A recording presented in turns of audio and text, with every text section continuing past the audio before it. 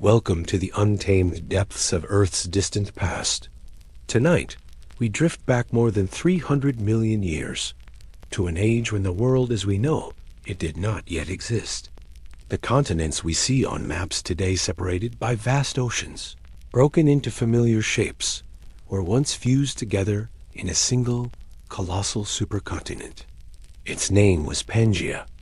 Imagine a world where deserts stretched farther than the eye could follow, where massive forests crowded river valleys, and where ancient reptiles and amphibians roamed landscapes so alien they might feel like another planet.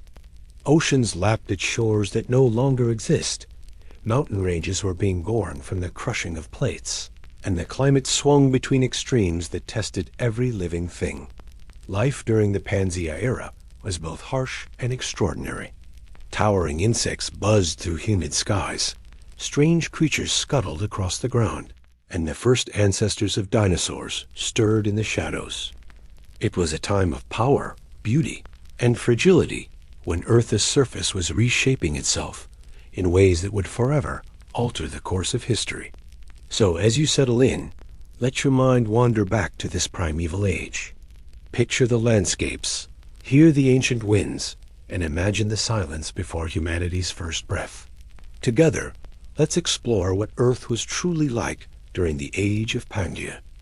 Imagine a time when all the continents Africa, Asia, Europe, the Americas, Australia, even Antarctica, were not islands adrift in the sea, but one unbroken landmass. This was Pangea, a supercontinent that held nearly every fragment of Earth's dry ground between roughly 335 and 175 million years ago.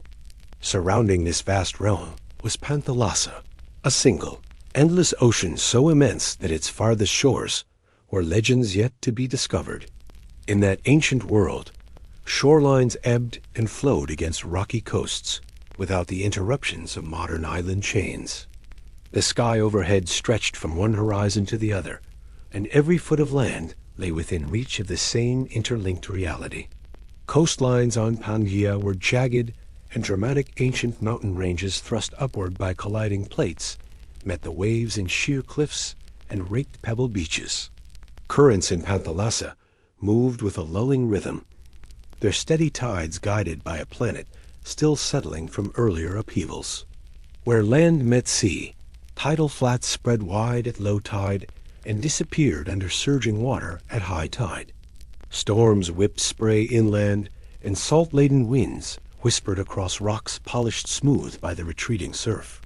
If you stood on that unified shore, you would feel an unbroken sweep of land at your back and an oceanic expanse before you that promised both mystery and the profound quiet of open water. Move inland, and the scene shifts from surf to desert. In the heart of Pangea lay a belt of arid plains that stretched for thousands of kilometers, a super-Sahara that predated any modern desert. Daytime skies shimmered with heat mirages, and sand dunes shifted under relentless wind. This vast dryland was broken only by the occasional rocky plateau or salt pan, a remnant of inland seas that had long since vanished. Yet even here, life found footholds. Hardy plants such as seed ferns, cycads, and hardy conifers clung to rocky outcrops, their deep roots tapping scarce groundwater. Small animals, ancestors of reptiles and early synapsids, burrowed beneath the sand to escape scorching days and freezing nights, emerging at twilight to forage beneath a sky ablaze with stars. Around the edges of that desert heartland, mountain chains rose where tectonic plates had converged. These ancient ranges foreshadowing future Himalayas, Alps, and Rockies captured moisture from passing air masses, creating ribbon-like forests along their flanks. Fern-dominated groves carpeted river valleys, while horsetails and towering tree ferns formed shaded understories. Ammonoid seashells embedded in limestone cliffs spoke of older oceans swallowed by uplift. In these wet foothills, abundant rainfall filled rivers and lakes that teemed with early amphibians and fish. Dragonfly-sized insects patrolled the water's edge, and the air buzzed with the hum of prehistoric life learning to flourish in the system of hills and rivers that ringed the continent. The climate of Pangea was complex and often extreme. Its colossal size meant that interior regions lay far from the tempering influence of the ocean, so summers grew blisteringly hot and winters dropped below freezing. Monsoon-like systems developed along the coastlines, driven by seasonal shifts in temperature between land and sea. In the rainy months, rivers swelled and floodplains spread wide, depositing rich alluvial soils that later became fossilized treasures. In dry seasons, these same rivers dwindled to trickles or vanished altogether, leaving behind cracked mudflats and isolated ponds where specialized creatures eked out existence. Along the northern reaches of Pangea, closer to the polar circle, the landscape assumed yet another character. Glaciers and ice fields took root in highlands, sculpting valleys with slow, inexorable movements of ice. Meltwater streams gushed from their margins in spring and summer, carrying rock flour that gave rivers a milky sheen. Here, cold-tolerant plants such as early conifers held their ground, needles thick and resinous against the chill. Cold-blooded reptiles basked on sunlit rocks, and the sharp cry of primitive tetrapods echoed in the crisp air. In distant winters, darkness reigned for weeks, and life endured in a silent stasis beneath drifting snow. Deep beneath Pangea's surface, the Earth's mantle churned and flexed. Magma welled through rifts that would one day split the supercontinent apart, foreshadowing the birth of new oceans. Volcanic arcs belt-like around the core of Pangea sent ash clouds skyward, darkening the sun and fertilizing the land with minerals. Each eruption left layers of basalt and pumice that modern geologists now study to understand the speed and scale of continental drift. But in the worlds of the Triassic and Jurassic, these eruptions were simply part of a living planet whose surface was as active and transformative then as it is today. Life itself was undergoing revolutions. Early in the Pangean era, mammal-like reptiles synapsids dominated the shadows of the forests. They bore sprawling postures and powerful jaws, hunting insects and smaller vertebrates under ferns the size of modern trees. As the Triassic wore on, Harshosaurs, the group that would give rise to crocodiles, pterosaurs, and dinosaurs, began to outcompete these earlier forms. Small, fast-running bipedal creatures with reinforced hips and sharp teeth darted through early conifer woods. By 230 million years ago, the first dinosaurs had appeared modest in size, but destined to multiply into the iconic forms that would capture our imagination for centuries. In the skies above Pangea, the first true flying vertebrates took shape. Pterosaurs, winged reptiles with wingspans, ranging from a few meters down to the size of a modern crow sword above wetlands in search of fish and insects. Their lightweight skeletons, hollow and strong, allowed them to navigate cliff faces along coastal escarpments. The wind currents of Panthalassa carried them far from land, and fossils of these early flyers turn up not only on Pangean coasts, but deep in what would become continental interiors, hinting at their remarkable mobility. Panthalassa itself teemed with life. Marine reptiles like ichthyosaurs cut through the water in search of squid and fish. Placoderms, armored cousins of turtles, grazed on shellfish beds carved into shallow seabeds.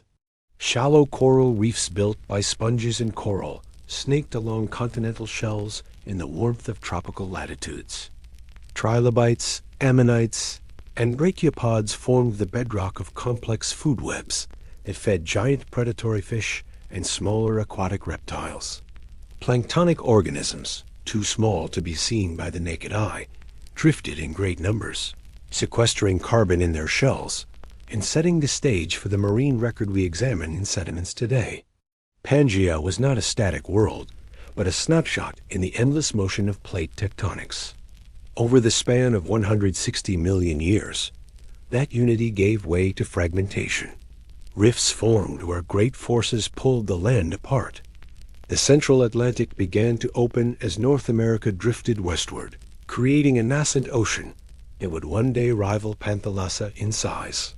Gondwana, the southern half of Pangea, gradually split into the continents of Africa, South America, Antarctica, and Australia. All the while, islands and microplates jostled at the margins, presaging Asia's future complexity and Europe's mosaic of peninsulas. As the supercontinent cracked and separated, climates shifted yet again. Ocean currents reorganized around new land barriers. Rainfall patterns changed dramatically, and species that once roamed freely across Pangea found themselves isolated on drifting landmasses. Evolution accelerated in these newfound island worlds, where plants and animals adapted to local conditions.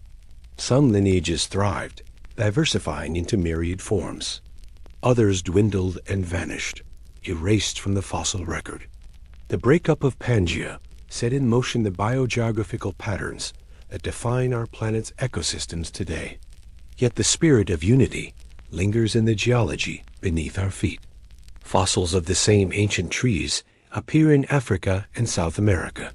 Matching rock formations in India and Madagascar tell of a shared geologic past. The fit of continents, as seen in world maps, is no mere accident, but a testament to the dance of plates that once bound the world into one great land. When we study Pangea, we see not merely a chapter in Earth as history, but the grand prologue to the world as we know it, a world woven together by forces that shape continents, oceans, and life itself. And so Pangea lay, a testament to Earth's capacity for unity and division, a single realm under a common sky. Its story is written in stone and fossil, in the layers of ancient seas and the valleys carved by vanished rivers. As we move now into other chapters of Earth's long saga, let the vision of that unified world guide us, reminding us that the planet we inhabit was once whole in a way we can scarcely imagine, and that the forces that brought it together will one day reshape it anew. The story of Pangea's birth begins deep in the Earth's mantle, where convective currents slowly churned beneath rigid crustal plates. In the early Paleozoic, the land lay fractured among several major continents: Laurentia, modern North America, Greenland; Baltica, northern Europe; Siberia, and the vast southern landmass Gondwana; Africa, South America, India, Australia, Antarctica. Between them stretched broad ocean basins such as the Iapetus, Rheic, and Tethys seas. Over tens of millions of years, these bodies of water narrowed as subduction zones, swallowed oceanic crust, and island arcs welded new material onto continental margins. This relentless tectonic drive zippering continents closed, sewing them together until only one landmass remained. The first major chapter unfolded in the early Ordovician, around 485 million years ago, when Iapetus ocean crust began its long descent beneath Baltica's eastern margin. Subduction trenches dipped beneath the rising Scandinavian Caledonides, where volcanic arcs formed offshore. Exotic terrain's volcanic island chains, caught in the subduction current, collided and stuck, creating belts of metamorphic rock now visible in Norway and Scotland. Meanwhile, across what is now eastern North America, the tectonic orogeny thrust Laurentia's coastal plain upward in a mirror image of those Caledonian uplifts. Though separated by an ocean then, these mountain ranges shared a common heritage, fragments of the Iapetus suture that would later vanish under Pangean unity. As Ordovician subduction consumed Iapetus, a new ocean the Rheic opened, behind on the Gondwana margin. Mantle upwelling and rifting tore away Avalonian terrains, microcontinents off the southern British Isles and northern France, and the Rheics spread eastward into the growing gap. The twin processes of Iapetus closure and Rheic opening marked a grand cycle, the Wilson cycle of supercontinent breakup and reassembly. On one side of this emerging Rheic, Gondwana reclined toward the South Pole. On the other, Avalonia drifted northward, destined to crash into Laurussia in the Devonian. By the Silurian, around 430 million years ago, Avalonian terrains rammed into the southern edge of Laurentia, and Baltica, forging a new combined landmass called Laurussia, sometimes Euramerica. The Caledonide highlands rose into massive ranges, studded with glacial deposits that hint at seas once flowing through equatorial latitudes, now buried beneath Africa's tropical belt. In Laurussia's interior, shallow seas retreated, leaving long, jointed limestone outcrops that bear scant fossils of coral reefs now extinct. Even as Uluru's sandstones slumbered on Gondwana's edges, Laurussia embraced a new solidity, its eastern border a knotted seam of thrusted slices and metamorphic gneiss. On the southern flank of Laurussia, the Rheic Ocean still churned, but its days were numbered. By the late Devonian, roughly 370 million years ago, the Rheic had narrowed to a slender corridor separating Laurussia from the eastern fringe of Gondwana. Microcontinents such as Armorica, modern France and Spain, and the Iberian Plate moved northward, colliding in what geologists call the Variscan, Hercynian, orogeny.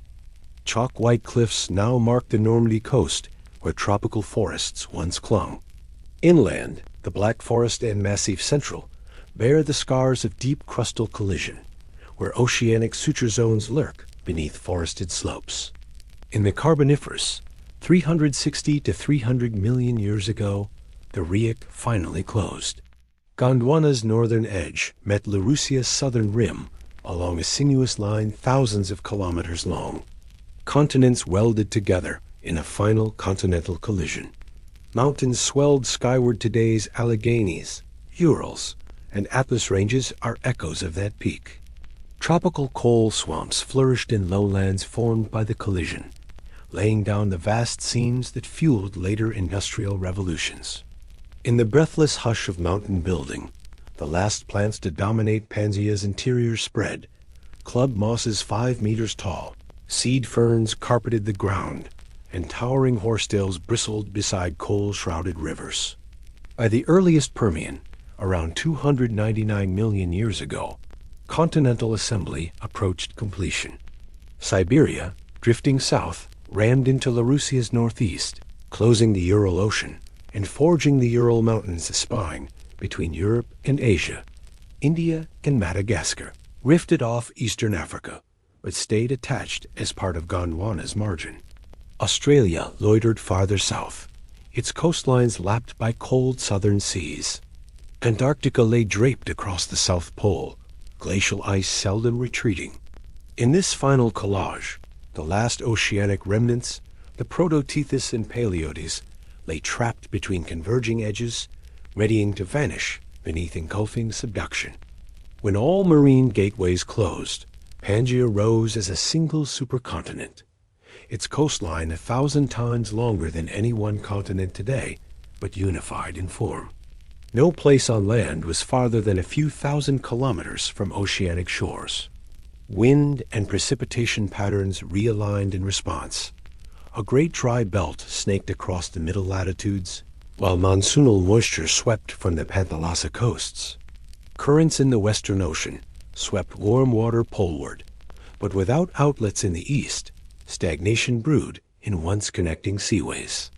A continental interior baked under summer sun and froze in winter as chill, a climatic extreme unmatched before or since. Crustal stresses released scenes of magma along Pangea's rift zones. The new red sandstone basins of Central Europe and North America record the earliest hints of renewed rifting.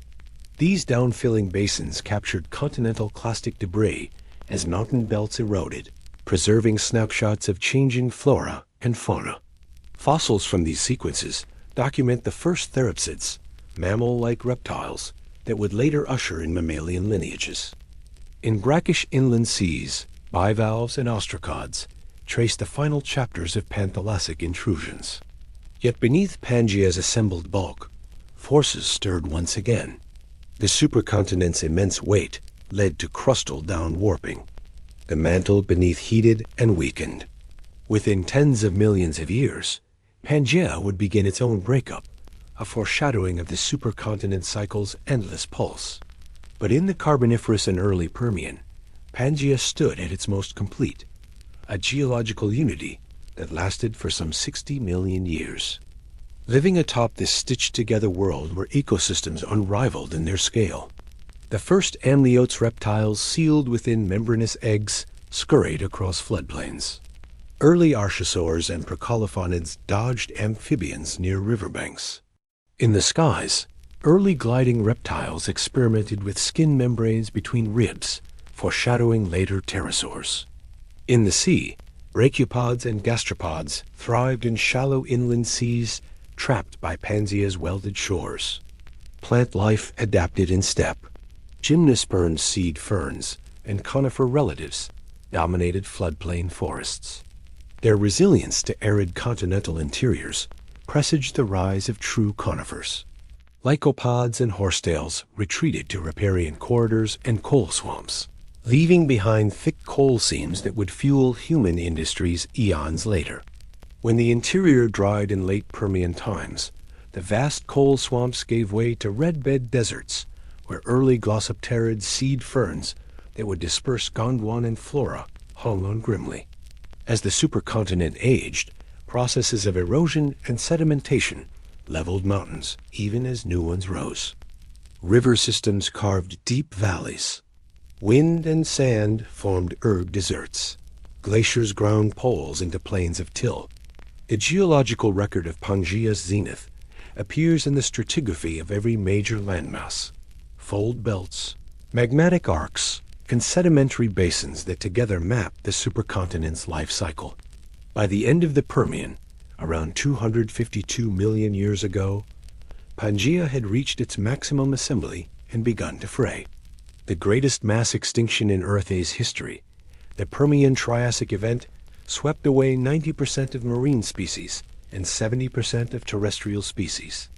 Volcanic eruptions in Siberia unleashed enormous flood basalts and greenhouse gases that pushed climates past tipping points. The world united once more in shared adversity, its ecosystems reshaped overnight. And yet, from that crucible arose new forms of life archosaurs that would diversify into dinosaurs and crocodile kin, early mammalia forms that laid the foundations of future mammalian dominance, and conifers that survived the great die-off to seed modern forests.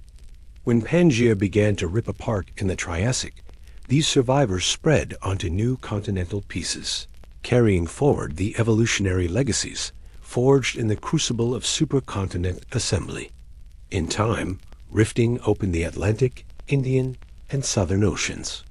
The vast Panthalassa retreated into the Pacific, whose basin became a tectonic cauldron of subduction and back-arc spreading. Gondwana and Laurasia drifted into new configurations. But the memory of a world born from ancient oceans closed and continents welded together lives on in every mountain range and ocean swell. Pangea's birth was a chapter in Earth's grand narrative one of collision, unity, and transformation, setting the stage for life's next great evolutions. Imagine walking into the heart of a land so vast that weather systems roamed freely, oblivious to modern borders. In Pangea's interior, far from the cooling influence of Panthalassa, the sky broiled under a relentless sun. Winds blowing across thousands of kilometers of unbroken land drove moisture away, giving birth to an equatorial desert belt unlike anything on Earth today. In summer, daytime temperatures soared past freestanding thresholds, rocks baked hot enough to singe bare feet, and air shimmered with heat. By nightfall, the same sky could yield icy stillness, as heat radiated swiftly into the emptiness above, turning dunes into mirrors of freezing silence. This great desert did not form by chance, but by the flight of Hadley, Cell's massive atmospheric circulations that concentrated aridity along Pangea's central latitudes. Evaporites and salt pans left behind in the rock record mark these hyperarid zones, where rainfall was measured in near millimeters per year. Landscapes once painted in shifting sands now lie buried beneath red sandstones, fossils of ancient blowouts and dune seas. Trace fossils reveal the paths of hard-shelled arthropods, trekking by starlight, seeking refuge beneath the loose grains. Yet Pangea's fury was not uniform. At the same time that its spine baked under tropical sun, great monsoonal systems formed along the eastern and western margins. Panthelas's warm currents funneled moisture toward the coasts, feeding torrential summer rains that flooded river valleys and nurtured lush floodplain forests. In those seasons, gravelly beds brimmed with riled waters, and vast deltas extended into the ocean. Rainforests of seed ferns and early conifers thrived in the humid air, their canopies draped with climbing vines and tangled undergrowth.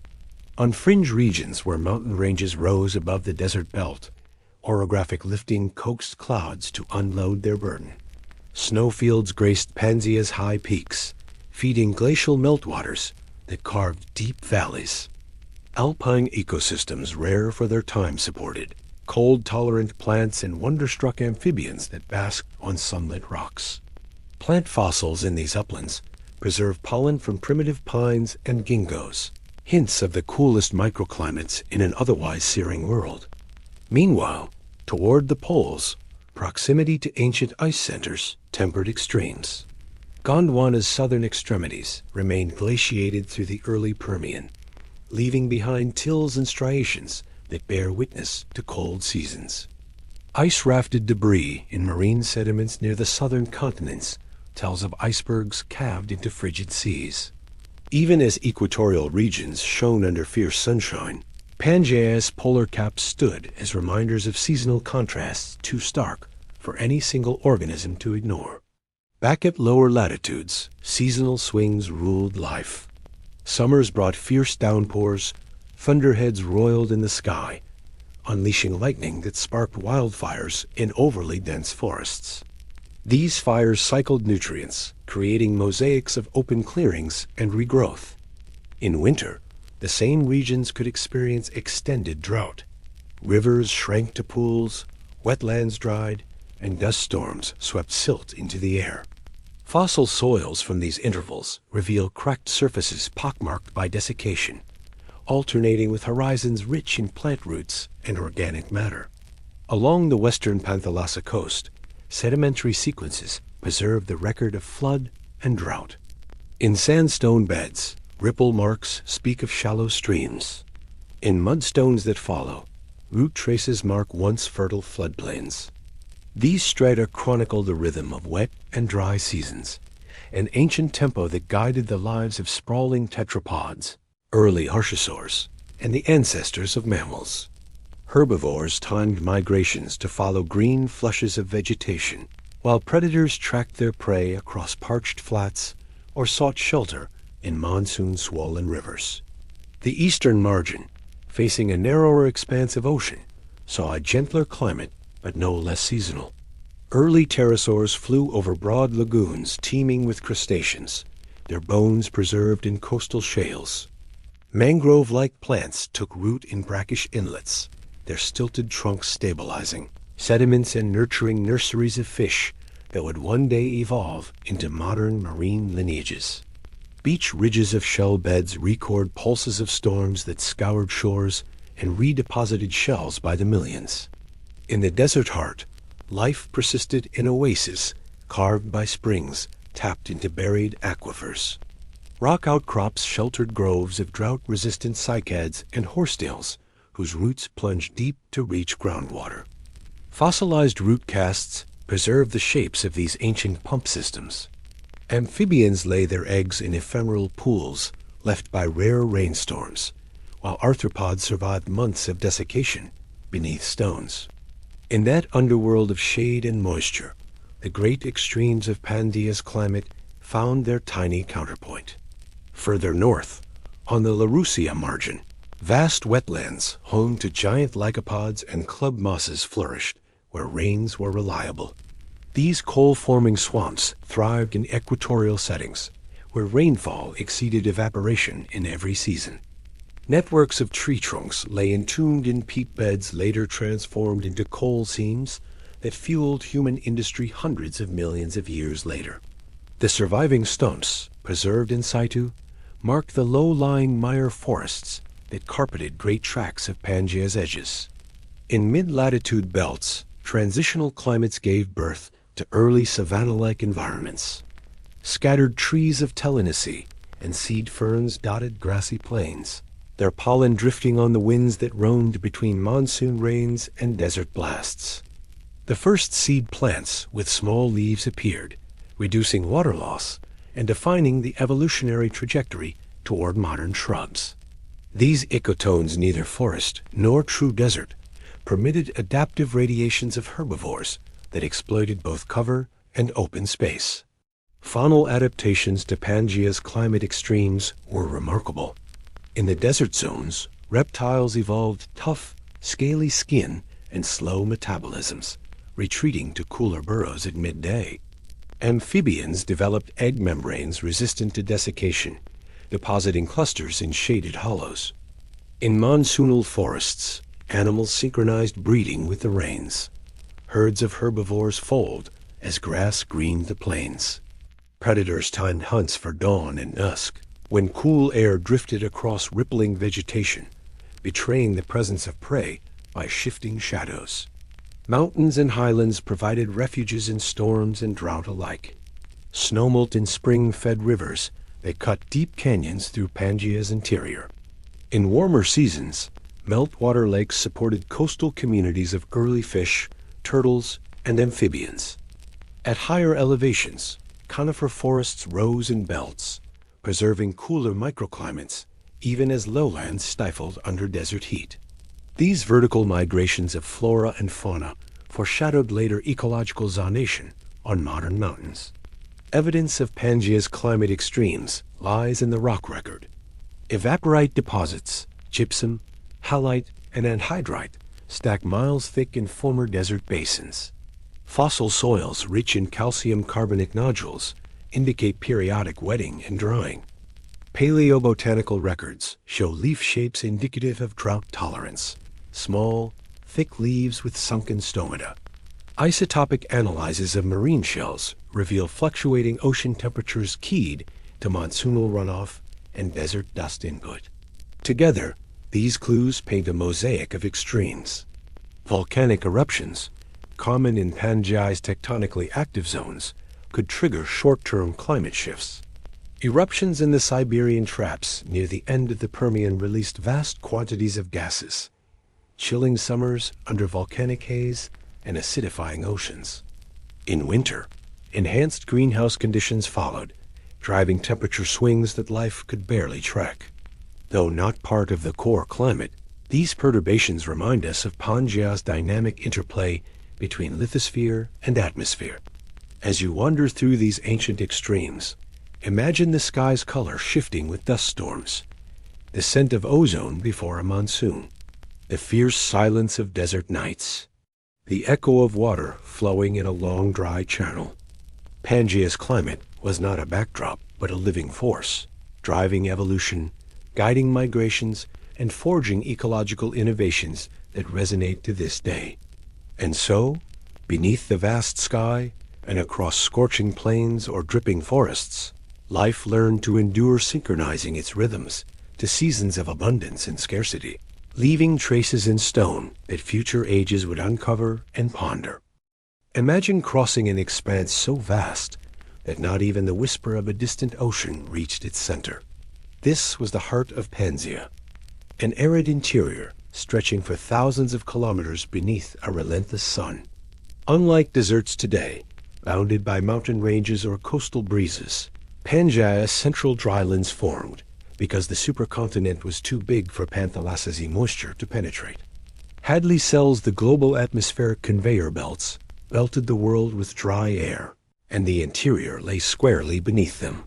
Here, in that sweeping no-man's land, sand and silt reigned supreme, creating some of the largest deserts Earth has ever known. As you step into this ancient desert, the heat waves shimmer across petrified dunes of brick-red sandstone. By mid-morning, surface temperatures climb past 50 degrees Celsius. Sunlight scorches unprotected skin, and even the ochre rock seems to exhale a slow, dry heat. At high noon, the sky takes on a paler hue, as if bleached by the sun itself, and horizons blur in rippling mirages. By contrast, once the sun sinks below the rim, temperatures plunge toward freezing. Heat radiates straight up into a sky so clear that stars etch sharp patterns across a vault of midnight blue. In the rock record, these extremes are frozen for us. Thick layers of cross-bedded sandstone preserve ancient dunes' giant ripples, sculpted by wind, each one a whisper of shifting sand. Beneath those dunes lie paleosols, fossil soils with polygonal cracks, like the mudflats of a dried lake. Salt-crust horizons mark pools that once formed after rare rains, evaporating to encrust desert pans in halos of halite and gypsum. These rocks record the heartbeat of the desert: wind, rain, burial, and exposure, repeated in cycles that stretched for millions of years. Rainfall was the rarest of gifts. Most years, interior Pangea received under 100 millimeters of precipitation less than modern Sahara averages. When monsoon systems from Panthalassa did reach the edges, they unleashed sudden deluges that carved ephemeral wadis through the red sand, filling depressions with turbid runoff.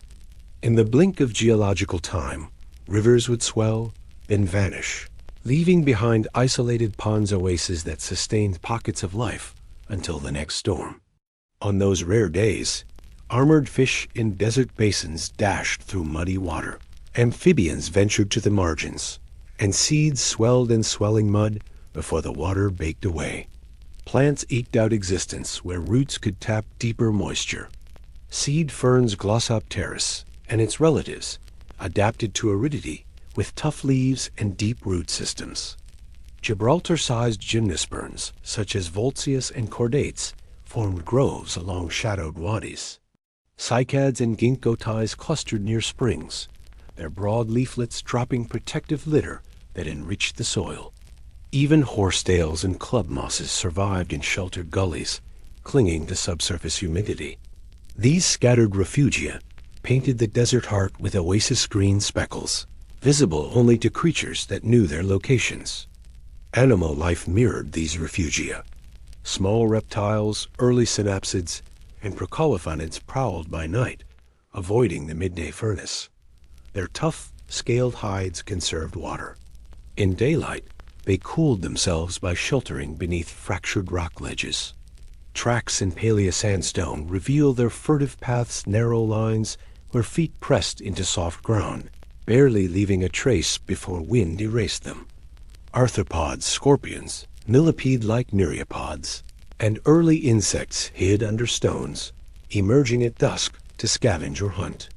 Insect burrow casts testify to a hidden underworld of tunnels where moisture clung to the walls. Larger predators tracked those creatures. Early archosaurs, distant cousins of dinosaurs, stalked the dunes, their gait adapted for hot, dry terrain. With long legs and elevated nostrils to filter dust, they chased small prey across flat plains. In fossil quarries, we find their teeth alongside those of carnivorous synapsids, evidence of a deadly game played beneath that unyielding sun. In the deepest desert, oases formed around spring lines where buried river channels tapped aquifers. Here, water rose to the surface in shimmering pools, fringed by rushes and algae. Arthropods thronged these edges. Small amphibians returned to breed, and plant diversity peaked. Fossil pollen from these sites shows more than a dozen plant types. Such oases were the desert's lifeblood, networked like stepping stones across an ocean of sand. In the rocks of central Pangea, we also see evidence of dune seas ergs hundreds of meters thick. These ancient ergs rival the largest in Earth's history. Their bounding surfaces are traced in outcrops from what is now the American Southwest to Central Asia and South Africa. Along those surfaces, Yarding's wine-sculpted rock ridges formed. Today, we walk among their weathered relics, but in Pangea's time, they stood as hazy mirages on dune horizons, sculpted by sand-laden gusts that never paused. The desert heart varied with latitude. Closer to the tropic belts, average temperatures soared, but occasional monsoon winds delivered moisture, just enough to seed ephemeral grasslands. At higher latitudes, winters bit with frost and brief snowfall. Fossilized annual rings in gymnosperm trunks record summer growth spurts and winter dormancy. Even within the desert, this seasonal shift tested flora and fauna alike. Animals developed seasonal migrations, skirting the desert center to find greener margins in wet months, then retreating to deeper gorges in drought. These extremes shaped evolution. Desert specialists evolved water-efficient metabolisms and low-profile burrows. Others developed dust-shed scales or protective membranes over eyes and nostrils.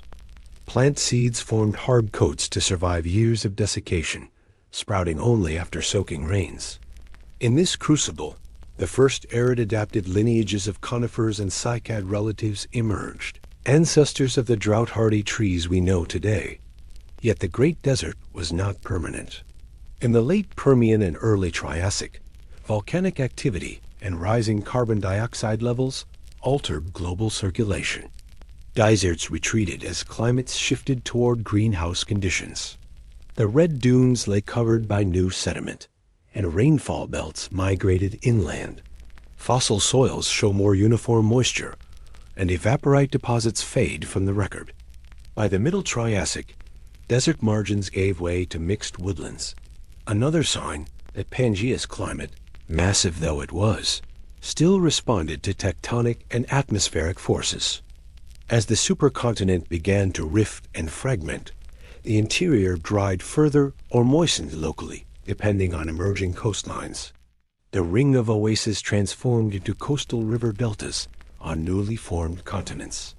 Plants and animals once restricted to desert refugia spread into new landscapes. The chapters begun in the heart of Pangea rippled outward, influencing vegetation patterns and animal radiations on continents that would drift apart. Walking back toward a shoreline, you leave behind the vast dunes and sun-scorched valleys of the interior. The wind carries dust toward the monsoon belt, where fertile rains will wash it into rivers. Plants will flourish on that dust's minerals, and life will pulse again in floodplain forests. But the memory of the Great Desert remains, to remind us that on a supercontinent of extremes, even the most inhospitable realms can harbor secrets of adaptation and resilience. And from that arid heart, where only the hardiest could endure, life pressed outward once more ready to populate new terrains beyond the desert's edge. The edges of Pangea told a different story from its arid heart. Along its vast shorelines, moisture-laden breezes swept inland, feeding rivers that carved fertile valleys and deltas into the land. Where the desert's ochre sands met rain-swollen streams, lush ribbon-like corridors of green emerged places of tangled beauty where water ruled instead of wind. Here, life found abundance. Forests draped with vines, swamps humming with amphibians, and riverbanks teeming with creatures drawn to the promise of food and shelter. Rivers of Pangea were colossal by modern standards. Fed by monsoon rains sweeping off Panthalassa, they coursed thousands of kilometers from mountain highlands to shallow coastal seas. Their channels shifted over centuries, depositing thick sheets of silt and clay. In flood seasons, water spilled onto adjacent plains, refreshing nutrients and burying seeds in fresh alluvium. During dry spells, only braided channels remained, teeming with stranded fish and amphibia, whose survival depended on swiftly finding the next pool. Floodplain forests thrived where rivers meandered. Towering tree-like seed ferns, Glossopteris among them, spread broad leaves to catch light above a dim understory. Conifers stood sentinel on levee ridges, their needles shedding resin that preserved in the rock record. Cycads clustered around slower-moving streams, their stout trunks anchoring soils against erosion. Between these giants, ferns and horsetails carpeted the forest floor, their fronds unfurling in sheltered shade where humidity remained high even in drier seasons. Coal-forming swamps were Pangea's green jewels. Across equatorial margins, standing water backed up behind natural levees to form peat-rich wetlands. There, massive stands of club mosses lycopods, 5 meters tall, joined with horsetail relatives to build dense mats of biomass. As plants died and sank into anoxic mud, layers of peat accumulated meter by meter. In later millions of years, this peat transformed into coal seams that now fuel our cities, a testament to those ancient waterlogged forests. Delicate roots and leaf impressions in coal-bearing strata capture moments in time. At some sites, upright fossilized trunks remain in growth position to assemblages that reveal forest diversity. Paleobotanists uncover reproductive structures, spores, and pollen, painting a picture of ecosystems both lush and complex. These snapshots show not only dominant gymnosperms, but also early ferns and sphenopsids, coexisting in multi-layered canopies that buffered extreme weather events. Rivers poured into extensive delta plains where they met the Panthalassa shore. In these estuaries, fresh and salt waters mingled, creating brackish nurseries for diverse life. Early bony fish osteianthians patrolled shallow channels, while primitive sharks darted in search of crustaceans scuttling among damp muds. Bivalves and gastropods burrowed in mixed sediments, their valves preserved in shell beds, later turned to rock. These deltas formed dynamic mosaics, shifting with tides and floods, yet offering constant refuge for fish, amphibians, and the early reptiles that hunted them. Swamps extended into coastal lowlands, dominated by dense stands of Araucarian conifers and cycadophytes. Their trunks rose from waterlogged soils, forming tangles of knee roots that both stabilized the substrate and oxygenated muddy grounds. In summer floods, the water rose above knee level, cooling the air and dispersing seeds on drifting debris. In winter, receding waters revealed an expanse of exposed mud enriched with decaying plant matter, a banquet for scavengers and burrowers alike. Amphibians reveled in these wet corridors. Labyrinthodonts, giant salamander-like creatures, stalked the shallows, their broad heads snapping at fish or smaller amphibians. Fossils of their skulls, lined with crushing bony plates, hint at powerful bites. Smaller temnospondyls burrowed into soft mud, emerging at night or after rains to forage insects and carrion. Larval forms in swamps possessed external gills, their prey collections visible in fossil stomach contents, preserving snapshots of ancient food webs. Forested mangrove analogues thrived in tidal zones where roots entwined above salty water. Though true mangroves belong to flowering plants that evolved later, pioneering corditalian trees adapted to brackish conditions. Their wood rings show growth spurts synchronized with tidal rhythms and freshwater pulses.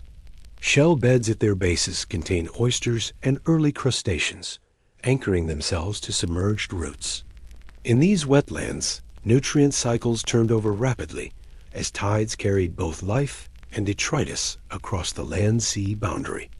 Understory ferns, grain-sized, feather-shaped leaves blanketed shaded recesses. They formed dense mats that held moisture and provided cover for early insects. Dragonfly ancestors, some boasting 5-foot wingspans, patrolled the twilight hours. Their larvae hunted in silt-laden pools, preying on soft-bodied worms and crustaceans. Adult forms sprawled on fern fronds at dawn, drawing wings before darting into the humid canopy and aerial dimension of the green world.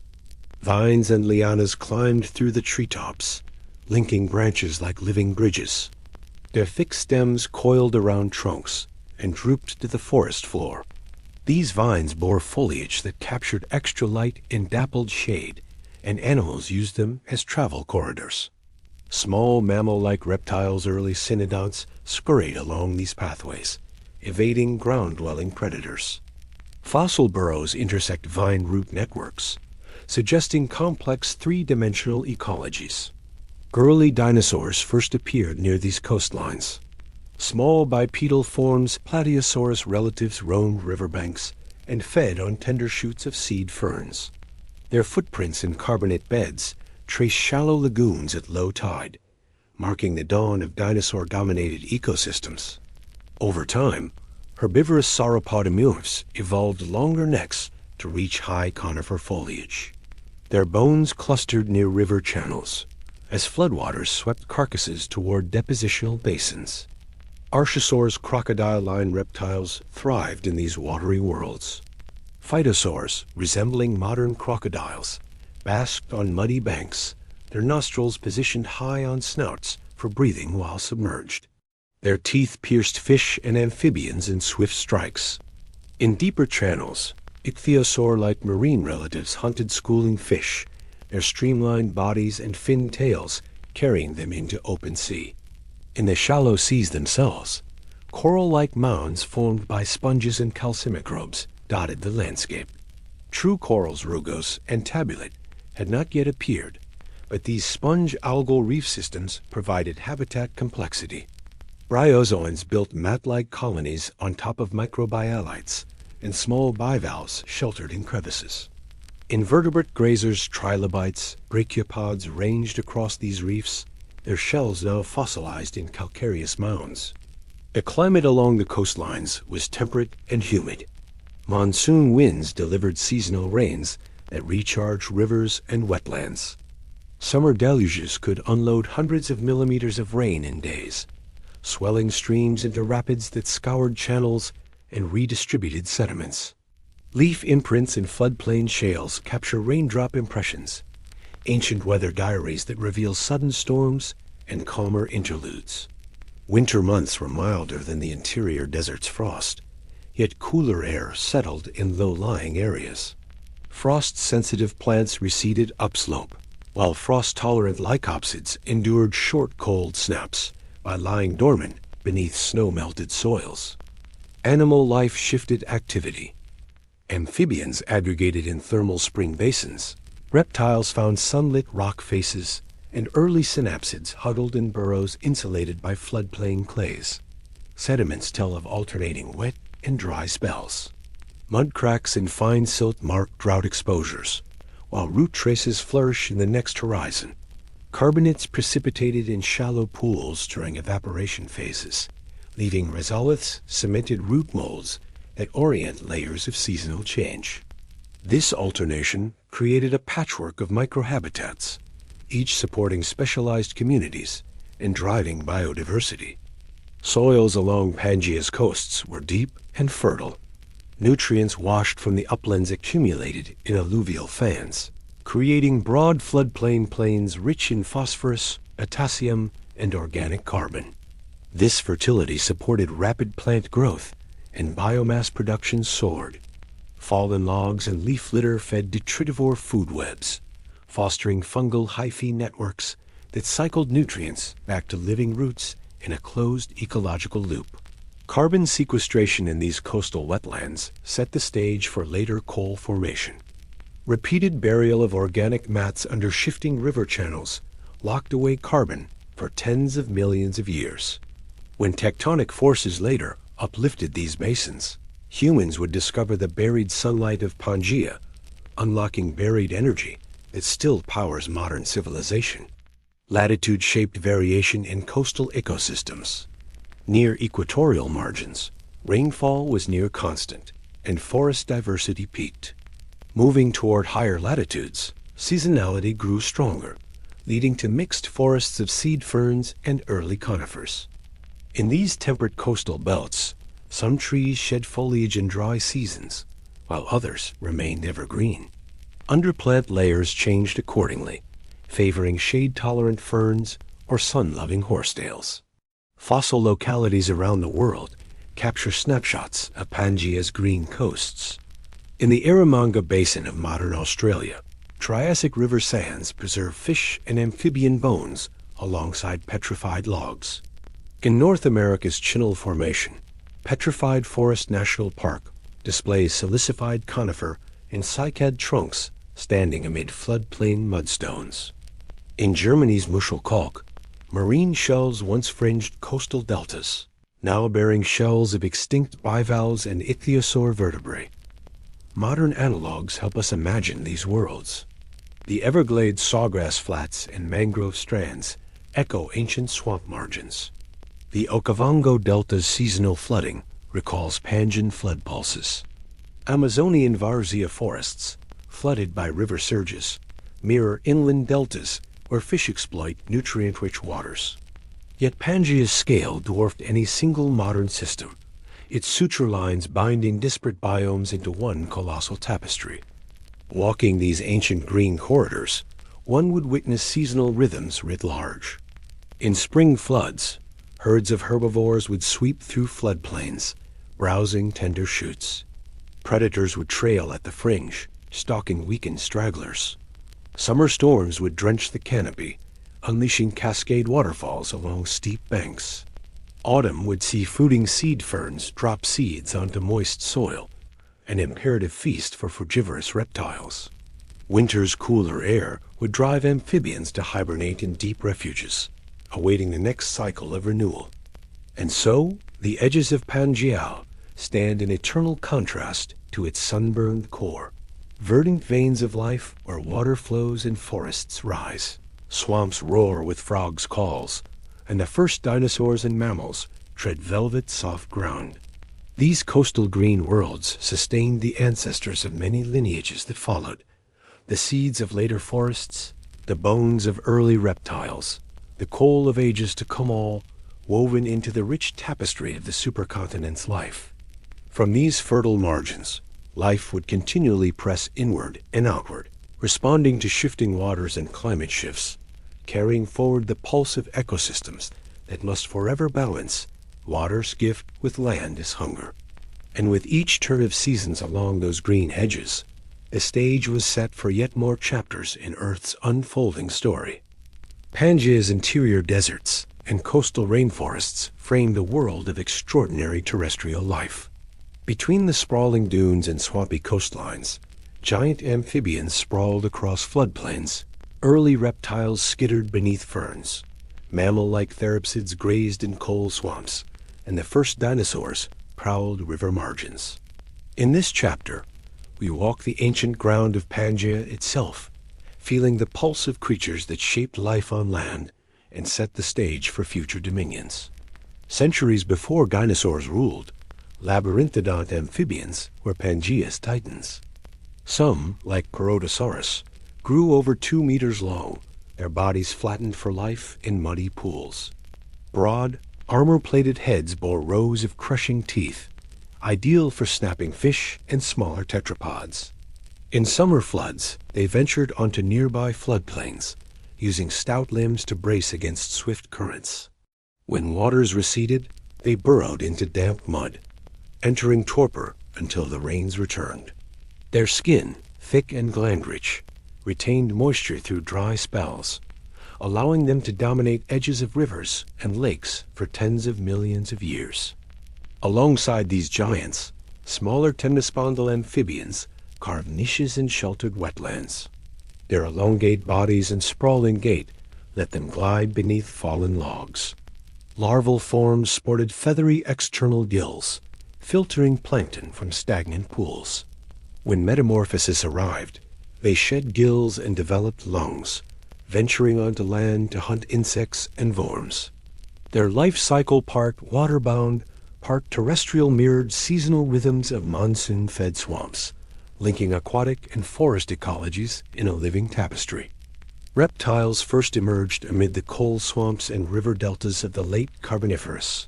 Colossals, early plant-eating reptiles, bore sprawling limbs and sturdy bodies. Their jaws, equipped with sharp-edged teeth, sliced through tough horsetail and club moss stalks. Over time, their descendants evolved more upright postures, freeing limbs from sprawling splay.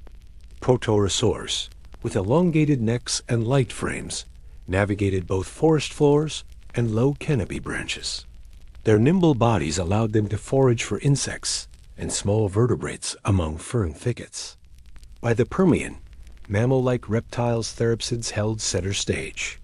Among these, Lystrosaurus was ubiquitous, a pig-sized herbivore with tusk-like incisors and a barrel-shaped body. Its burrowing habits sheltered it from harsh climates, and thick jaws ground fibrous plants into digestible pulp. Fossils of Lystrosaurus span Antarctica, India, and Africa, a testament to Pangea's unity and its role in facilitating wide animal dispersal. Smaller carnivorous therapsids, like gorgonopsians, sported saber teeth that delivered lethal slashes to prey, showcasing an early apex predator guild. Therapsids experimented with metabolic innovations. Some developed differentiated teeth incisors, canines, and postcanines, allowing precise processing of food. Their limb posture gradually shifted beneath the body, enhancing stamina and speed. A secondary palate permitted simultaneous breathing and feeding, a trait later perfected by mammals. Though Permian extinctions wiped out many therapsid lineages, survivors seeded the evolutionary groundwork for true mammals in the late Triassic. The early Triassic world still bore scars of mass extinction, yet life rebounded swiftly. Eosuchans, primitive diapsid reptiles, radiated into forest niches. Small and lizard-like, they darted along tree trunks, their sharp claws clinging to bark as they hunted insects. Their light skeletons and elongated tails aided balance among twisting branches. This arboreal lifestyle foreshadowed later reptile and mammal exploits in forest canopies. By the Middle Triassic, the first dinosaurs appeared. Tiny and bipedal, genera like Eoraptor weighed mere kilograms, but bore the hallmarks of a new lineage. Lightened pelvic girdles, forward-facing hips, and grasping hands poised to manipulate objects. Their teeth varied by diet sharp-pointed for meat, serrated for plants, indicating early experimentation. These diners at Pangea's table coexisted with crocodile-kin thecodonts and other archosaurs. Yet only dinosaurs would ultimately ascend to global dominance. Theropod ancestors honed upright stances, their long hind limbs built for sprinting. Small enough to hide in undergrowth, they also patrolled riverbanks in search of fish dislodged by seasonal floods. Sauropodomorphs, long-necked herbivores, emerged in late Triassic, their long necks reaching into low tree canopies. Though no giant Jurassic longnecks yet, these early sauropodomorphs spread far across Pangea, grazing on seed ferns and horsetails that carpeted floodplain forests. Among the first turtles, carapaces developed for protection from predators. Proganishles, one of the earliest shelled reptiles, combined an armadillo-like shell with a toothless beak for cropping plants. Nesting sites in sandy riverbanks preserved eggs in semi-arid equatorial settings where moisture seeped just enough for embryonic development. Hatchlings burst forth into a world of giants jumping from nests beneath sun-baked sand to navigate floodplain shadows. Other reptilian forays into novel territories appeared. Placodonts, heavily armored marine reptiles, grazed on shellfish and shallow Panthalassa shells. Though mostly aquatic, their stout bodies and crushing teeth reveal a terrestrial ancestry adapted to coastal green worlds. Nothosaurus and Pestosaurus combined reptilian and amphibian traits, patrolling reef-lined lagoons with paddle-like limbs and secreted fish catches through toothy snouts. Parallel to reptiles, synapsid lineages shrank into nocturnal niches. Small cynodonts, mammal-like reptiles with large brains and differentiated teeth, scaled down to shrew-like sizes. Their whisker pits in skull fossils hint at tactile hair, and their inner ear bones began specialization for high-frequency hearing. These features laid the groundwork for true mammals at the end of the Triassic, though they remained in dinosaur shadow for millions of years to come. Invertebrates thrived alongside vertebrates.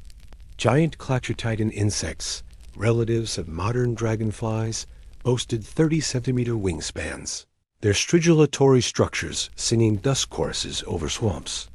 Early beetles bored into decaying wood, transporting fungal spores that hastened decomposition. In floodplain soils, earthworm-like annelids churned organic layers, aerating soils and enhancing plant growth. These tiny engineers were the unsung architects of Pangea's green realms. Plant-animal interactions intensified. Conifers produced wind-blown pollen, but seed ferns relied on insects for transport, one of the earliest examples of pollination. Some archosaurs may have fed on pollen-rich cones, carrying grains between trees. Fossilized digestive residues in coprolites reveal seed fragmentation, hinting at seed dispersal by early reptiles. In flooded forests, fish swallowed seeds and released them downstream, an aquatic counterpart to avian dispersal in later eras. Predator-prey dynamics sharpened in Pangea's ecosystems. Tooth marks on synapsid bones match the canines of Gorgonopsians and early theropods. Pack-hunting behaviors may have arisen among thecodonts, stalking herd-forming ancestors of dinosaurs. Seasonal resource shortages drove migration. Fossil tracks of Archosaurus-like reptiles show directional movements across muddy flats, pointing towards seasonal wetlands. As the Triassic drew to a close, climate shifts triggered yet another biotic upheaval. Increasing aridity in interior Pangea stressed amphibian-dependent lineages, while archosaurs and early dinosaurs adapted to drier conditions. Synapsids further retreated to burrows and nocturnal niches. At the close of the Triassic, volcanic eruptions and greenhouse pulses instigated a mass extinction that cleared the way for dinosaurs to ascend in the Jurassic. The footprints of these ancient creatures, labyrinthodont imprints in silty clay, three-toed tracks of early theropods in ripple-marked sand, are preserved in outcrops from Nova Scotia to South Africa. Each trackway is a fossilized moment in motion, the lumbering gait of a giant amphibian, the agile step of an early dinosaur, the cautious crawl of a mammal-like reptile across floodplain mud. Life on Pangea's land was a mosaic of habitats, from desert oases to coastal swamps, each supporting unique communities and evolutionary experiments. Giant amphibians and early reptiles held sway in muddy wetlands, while mammal-like reptiles and nascent dinosaurs explored niches in forests and floodplains. These chapters laid the foundation for modern vertebrate diversity, reminding us that even the greatest giants and earliest dinosaurs began as humble pioneers on a supercontinent united in land and destiny.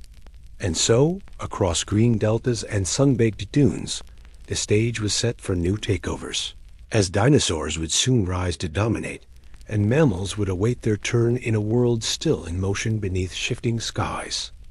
Beneath Panthalas's endless surface, sunlight filtered through warm, clear waters to nourish one of Earth's richest marine realms. Where continental shelves dipped gently into deeper basins, nutrient upwelling fueled plankton blooms that fed entire food chains.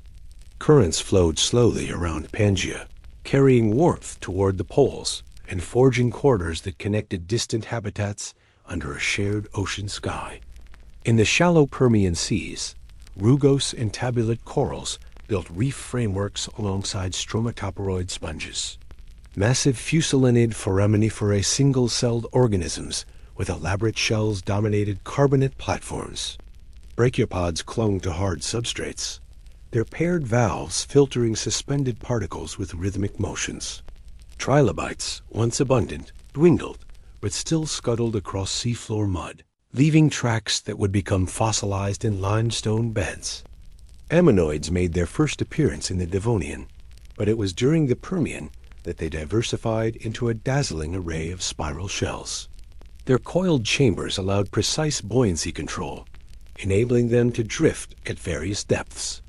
After surviving the end Permian extinction more sparsely than their predecessors, ammonites radiated through the Triassic, filling niches across Panthalas's breadth and leaving rich fossil pavements on ancient seabeds. Triassic reefs differed from their Paleozoic forebears. Rugose corals were mostly gone, replaced by new scleractinian corals that secreted more robust calcium carbonate skeletons. These stony corals formed patch reefs on gentle slopes, their polyps hosting symbiotic algae that added energy from sunlight.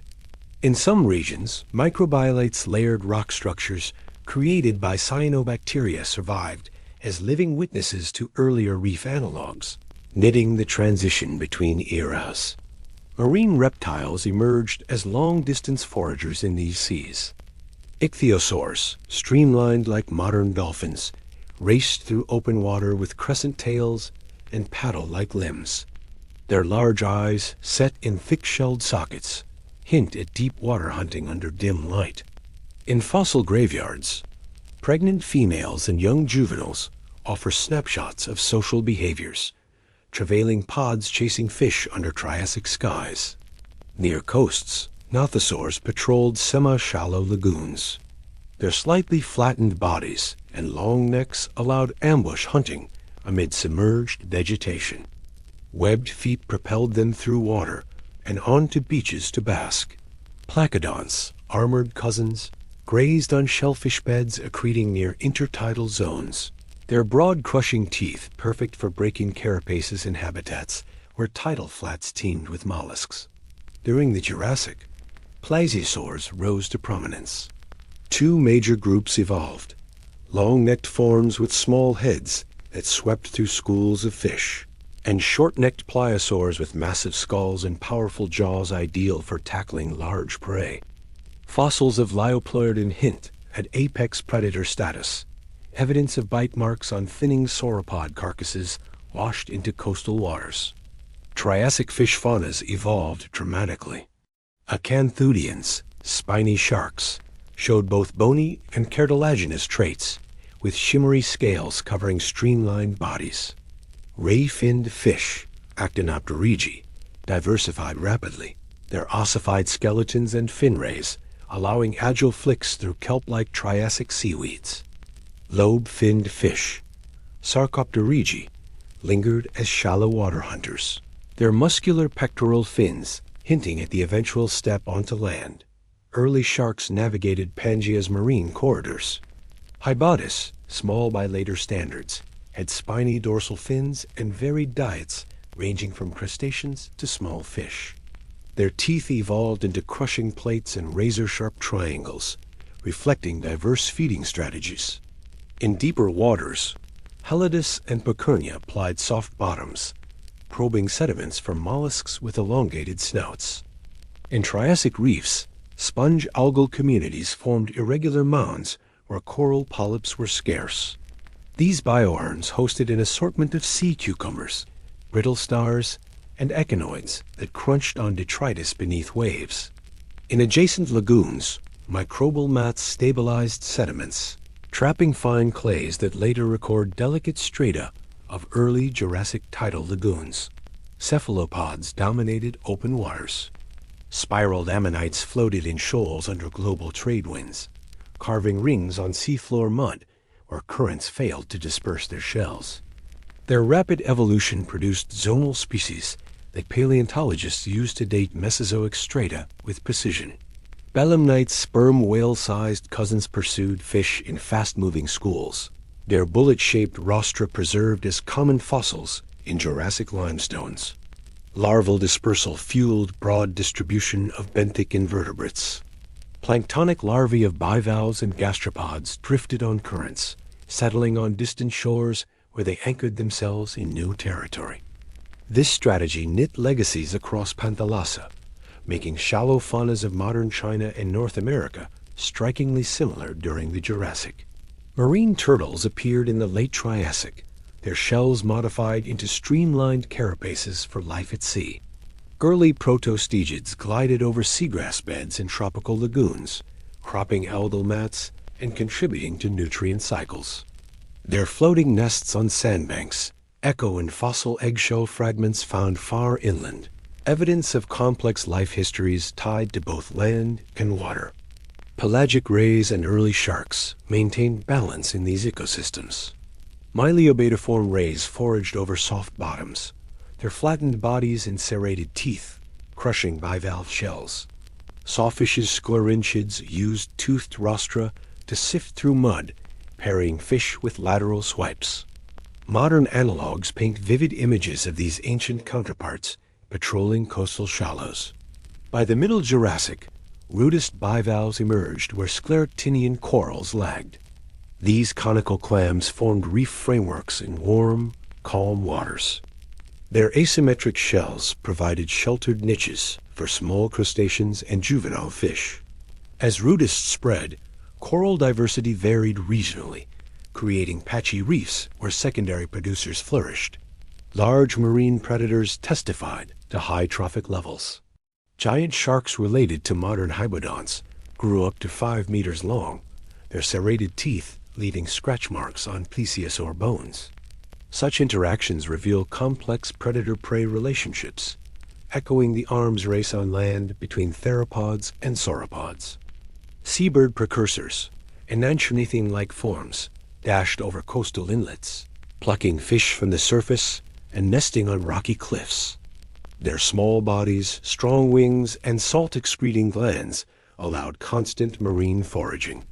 Though fossils remain rare, their imprints in coastal sediments hint at early avian expansion into marine ecozones. In deeper basins, oxygen minimum zones formed under stratified waters. Soft-bodied creatures, jellyfish-like metasozoans, floated in low-oxygen midwaters, leaving impressions in fine shale. These blooms, recorded in black carbonates, marked intervals when decaying plankton consumed oxygen, turning deep shells into murky redox boundaries. By the early Cretaceous, as Pangea continued splitting, ocean gateways opened to allow cold polar currents to mix with tropical waters. Coral reefs migrated poleward, and fish faunas diverged regionally. Yet during Pangea's prime, its seas forged global networks where ammonites, marine reptiles, and invertebrates thrived under a unified marine canopy. Each stratum of limestone and shale and modern outcrops, from Germany's Holzminden to Canada's Fernie, preserves a page of this oceanic saga. Fossil quarries reveal articulated skeletons of ichthyosaurs and plesiosaurs, sometimes with stomach contents intact. Ammonite pavements still gleam across Jurassic limestones, silent witnesses to shoals that once animated the seas. Life in Pangea's seas was a dance of adaptation to both predictability and change. Seasonal monsoons governed plankton blooms. Storm-driven downwelling reshaped nutrient profiles. Volcanic eruptions injected ash and warmed waters temporarily.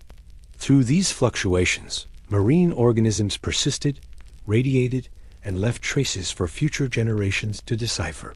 And as these oceans teemed with life, the interplay between sea and land set the tempo for global evolution. Marine corridors connecting distant shores, coastal systems feeding terrestrial food webs, and oceanic upheavals, foreshadowing mass extinctions that would reshape life in every realm.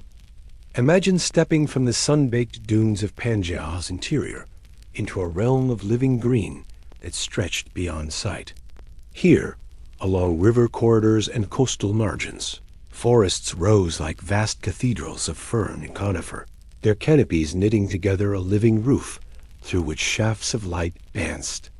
In these green worlds, moisture-laden winds from Panthalassa delivered steady rains, nurturing ecosystems whose complexity and scale few eras have matched.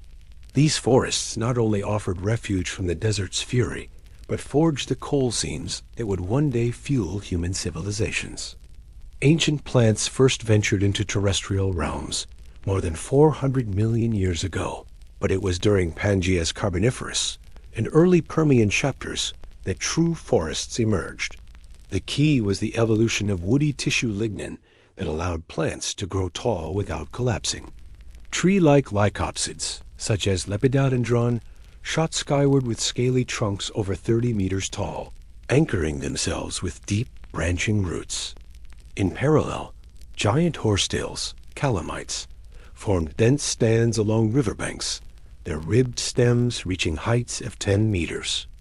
These pioneering giants transformed the understory, shading ferns and seed ferns that carpeted the forest floor. Seed ferns, glossopterids among them, dominated the southern fringes of Pangea. Their broad, tongue-shaped leaves perfected photosynthesis in lower light conditions beneath towering lycopsids. Glossopterid pollen is found in coal seams from India to Antarctica, testament to an equatorial belt of warm, humid forests ringing the supercontinent. These forests bore complex ecosystems. Amphibians splashed in shallow pools under frond canopies. Massive arthropods courted in leaf litter, and primitive reptiles basked on sun-warmed logs. On Pangea's western margins, conifers began their rise. Early protachyparians and voltzias formed the precursors to modern pines and cedars. their needle-like leaves limiting water loss during seasonal dry spells. By the late Permian, conifers stood alongside seed ferns in mixed woodlands, their tall, columnar trunks dominating upland areas. These forests formed a green belt stretching from what is now North America through Europe and into Central Asia, shaping landscapes as rivers carved valleys beneath silent boughs. The dynamics of these forests hinged on water cycles. Monsoonal rains, driven by seasonal heating of Pangea's interior, pushed moisture inland along coastal lowlands. Floods spread silt and nutrients across floodplains, allowing rapid plant growth. In wetter seasons, rivers overflowed their banks, turning lowland forests into shallow, tree-drowned swamps. Dead wood and leaves sank into oxygen-poor water, slowing decay and accumulating as peat. In drier seasons, receding water exposed green mats of ferns and horsetails, feeding herbivores such as diadects, a large reptile whose chunky body and powerful jaws processed fibrous plant matter. Over millions of years, these recurring cycles of growth, death, and burial built coal deposits of astonishing thickness. Stanford scientists have shown that Pangea's assembly concentrated biomass in equatorial wetlands, driving coal formations that would later fuel human industry. Far from being a simple delay in microbial evolution, coal accumulation reflects the immense scale of forest burial during Pangea's golden age. Some seams exceed tens of meters in thickness, preserving the legacy of forests that once draped landscapes we now call the Appalachian Basin, the Ruhr, and the Bowen Basin of Australia. Biodiversity thrived beneath those canopies. Early amphibians, such as the giant Eriops, patrolled swamp edges with powerful limbs and broad ivory-laced jaws. Smaller temnospondyls darted across leaf litter in pursuit of insects. Synapsid therapsids, ancestors of mammals, joined the dance, venturing into understory shadows to forage on seeds and smaller vertebrates. Their differentiated teeth allowed selective cropping of plant parts, hinting at dietary specialization that foreshadowed mammalian success. Ferns lit up the undergrowth with delicate fronds. Tree ferns, reaching heights of 5 meters, formed umbrella-like clusters that shaded understory communities. Spore-producing fronds released clouds of spores into humid air, creating misty raindrops of green in flickering sunlight.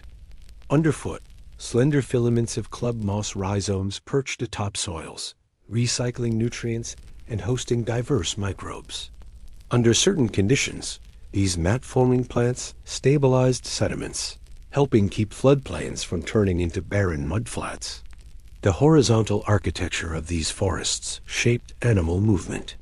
Fallen logs bridged seasonal channels, forming wildlife highways between groves.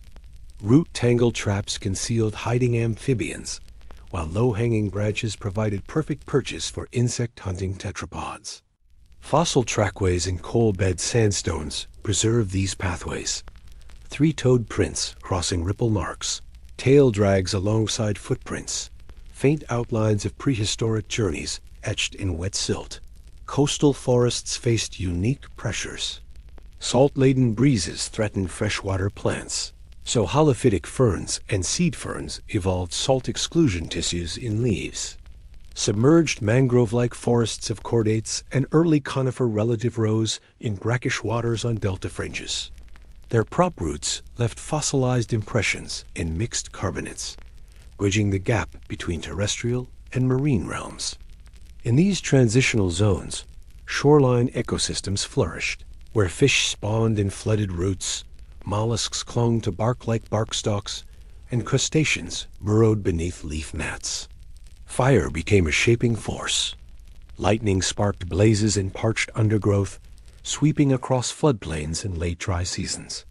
Pyrophytic plants like early conifers evolved thick bark to protect their cambium layers. Fire-adapted spores of ferns thrived on charred earth, sparking flushes of growth that fed herbivore gatherings. Charcoal layers in coal sequences marked these burn events, testament to ecological reset cycles that promoted diversity by creating canopy gaps. Seasonality echoed in tree rings. Growth bands in silicified trunks from the Triassic preserve annual rings whose widths vary with rainfall. Wide rings indicate wet years flush with floods. Narrow rings mark drought-hammered seasons. These dendrological time capsules reveal that even equatorial forests experienced swings in moisture, with repercussions for community composition and biomass accumulation. As Pangea aged, climate shifted toward increased aridity. Coal-producing swamps retreated, replaced by mixed woodlands of seed ferns and conifers. The lush Permian forests gave way to drier Triassic woodlands, where Brachychorotherium, early dinosaur trackmakers, patrolled under lower canopies. In equatorial margins, humidity persisted, but inland forests fragmented into gallery strips along rivers.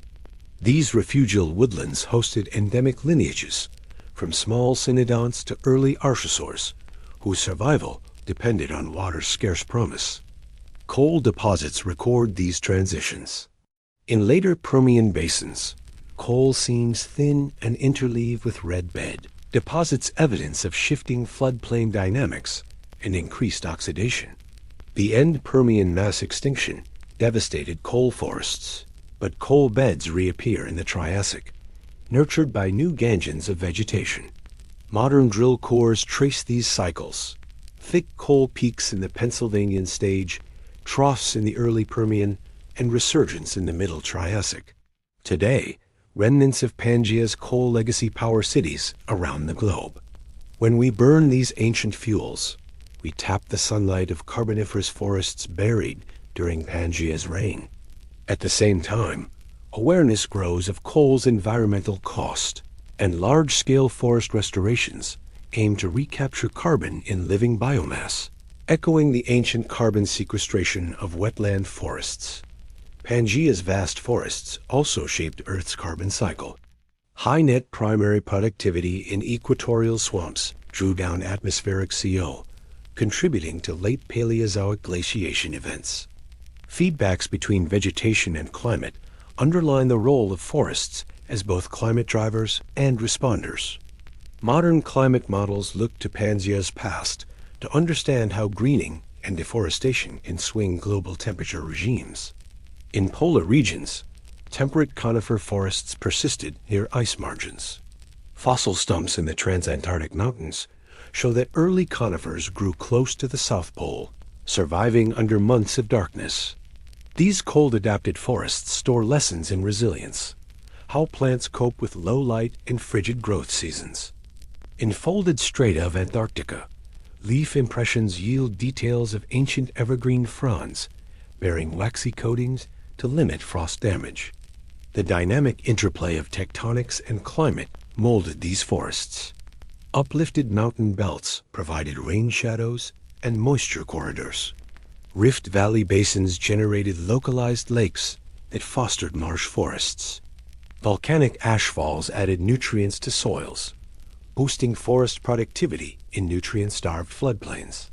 Over millions of years, rivers redistributed volcanic minerals to deltas, supporting coastal mangrove analogs and reef communities. By tracing the rise and fall of Pangea's coastal forests and coal swamps, we chart a vital chapter in Earth's ecological history. These green worlds were engines of evolution cradles for tetrapod radiations, laboratories for plant innovations, and repositories of carbon that bridge geological and human time. They remind us that life's grandeur often blooms at the margins, between land and sea, between wet and dry, and between growth and decay. And so, beneath canopies that once soared above ancient rivers, these forests laid down layers of organic wealth in sediments destined to fuel and inform future generations. Their story continues in every fossilized frond and every coal seam we dig, whispering of a time when forests covered the earth and life flourished in green, abundance at the edge of a supercontinent still learning the art of unity. Life on Pangea did not simply flourish, it was repeatedly tested by forces beyond the control of any creature. Between the Permian and Triassic periods, around 252 million years ago, Earth endured its greatest biological catastrophe, the Permian-Triassic extinction, often called the Great Dying. In a span of perhaps a few 100,000 years, up to 95% of marine species and 70% of terrestrial vertebrate genera vanished from the fossil record.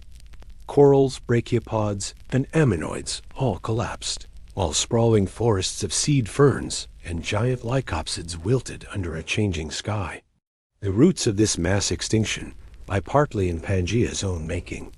When the continents welded into a single landmass, the expanse of shallow continental shelves shrank dramatically.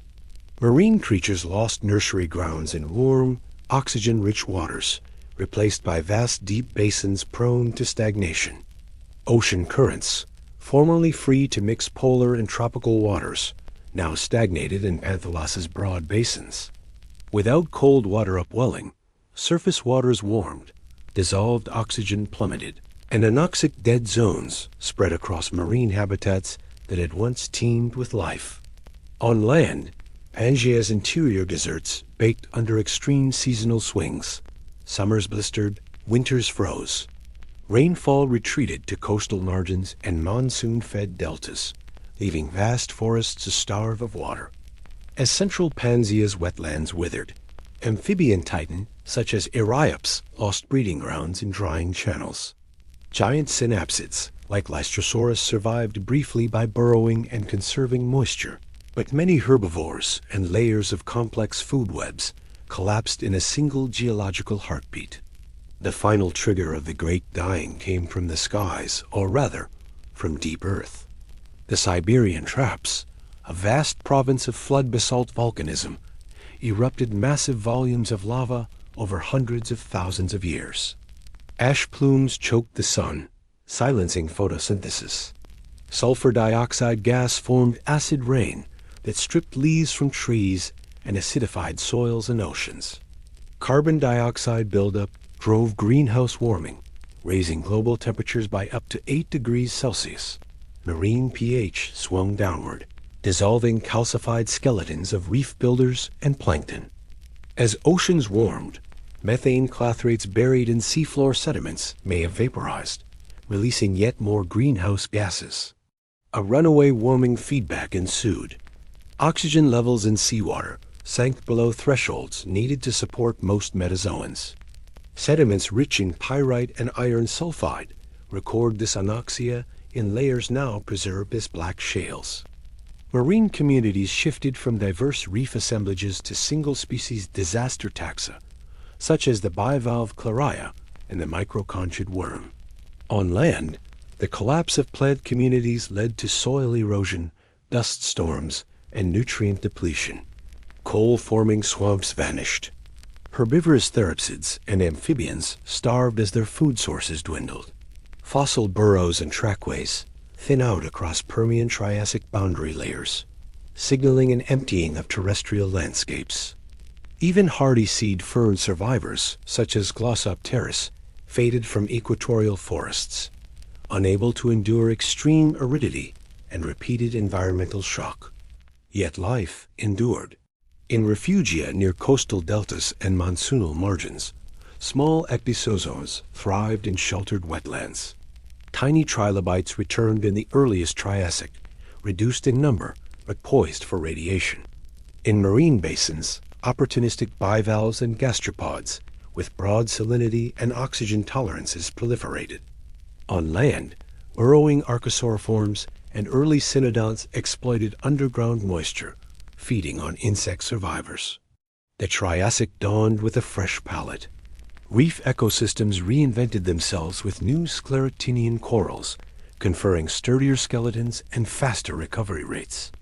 Ammonoids radiated into myriad shell shapes, their rapid evolution leaving precise fossil markers for lowermost Triassic rocks.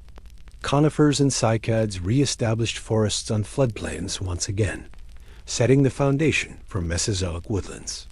Nearly 50 million years later, at the close of the Triassic around 201 million years ago, Earth faced another mass extinction. The end Triassic event removed nearly half of all marine genera and opened ecological space for dinosaurs on land. Once more, Flood basalt volcanism. The central Atlantic magmatic province bathed coasts in lava, releasing greenhouse gases and acid rains. Panthalassa's currents again shifted, triggering anoxia in shallow seas. Trilobites and many brachiopods, ancient survivors of the Permian crisis, disappeared for good. Earth's tectonic cycle continued. As Pangea rifted into Laurasia and Gondwana, new ocean gateways formed, altering climate and ocean circulation yet again. The end-Triassic extinction smoothed the transition between Triassic archosaur faunas and Jurassic dominant dinosaurs. Dinosaurs, once modest in number, expanded into niches abandoned by synapsid survivors and early crocodile-line archosaurs. Mass extinctions, then, are both endings and beginnings. Pangea's formation helped set the stage for the Great Dying by shrinking shallow seas and amplifying climate extremes. Its rifting later contributed to Triassic crises by reshaping ocean basins. But every cataclysm also paved the way for new chapters in evolution. Marine reptiles rose from survivors of the Permian collapse: ichthyosaurs, placodonts, and later plesiosaurs. On land, dinosaurs inherited a world cleared of large competitors, while early mammaliaforms developed nocturnal and burrowing habits that would sustain them through subsequent Mesozoic ages. Fossil records across the globe, from South Africa's Karoo Basin to China's Nanpanjiang and North America's Greater Newark supergroup, capture these extinction and recovery cycles in exquisite detail. Layers of volcanic ash mark pulses of catastrophe. Horizons of siltstone hold the footprints of fragile survivors. Coal seams thin and reappear as forests waxed and waned between crises. Each stratum is a page in Earth's tumultuous drama of collapse and resurrection. Looking back, we see that Pangea's landmass, when united, exposed every lineage to planet-wide upheaval. Yet that very unity also facilitated global dispersal, allowing opportunistic species to spread rapidly in the wake of disaster. When the supercontinent fractured, those lineages became seeds of biodiversity in separate worlds: South America's xenothrans, Australia's marsupials, Africa's placentals, each molded by new climates and isolated habitats. The lessons echo today. Earth remains a single interconnected system, where environmental stress anywhere can ripple across oceans and continents. Modern biodiversity faces pressures on a scale reminiscent of past mass extinctions, ocean anoxia, greenhouse warming, habitat loss. In studying Pangea's rise and fall, we glimpse patterns that warn us of thresholds not to be crossed and remind us that resilience springs in the margins, where life clings to the thin thread of refuge. And so, as the world turned from the boundless unity of Pangea toward drifting continents, life found new ways to persist through burrows and canopies, beneath desert sands and on submerged reefs, preparing the stage for the age of dinosaurs that would soon follow. Magma rose like living fire through the bones of Pangea. Deep beneath the assembled mass of continents, the planet's molten interior pressed against rigid crust, forcing seams to open and vast rivers of lava to pour across the land. Every collision of tectonic plates, from the slow convergence of Gondwana, fragments to the final crunch of Laurasia and Siberia, sent tremors through Earth as crust, fractured rocks, and opened conduits from molten rock and superheated gases to escape. The skies over Pangea darkened with volcanic ash, the atmosphere filled with choking plumes of sulfur and carbon that would change climate, reshape ecosystems, and in the worst cases, extinguish life on a global scale. Long before dinosaurs roamed, or even the first mammal-like therapsids scuttled beneath fern canopies, Pangea's formation set the stage for massive orogenic volcanism. Where the old Iapetus and Rheic oceans closed, subducted slabs of oceanic crust dived beneath continental edges. In those subduction zones, water and volatile elements released from descending plates melted overlying mantle rocks, creating magma of intermediate composition.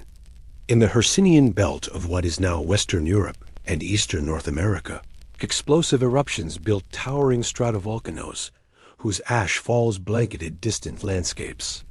In the Urals, where Siberia jammed into Laurussia, massive tracts of dacitic and rhyolitic lavas covered hundreds of kilometers, evidence of fiery arcs born from collision.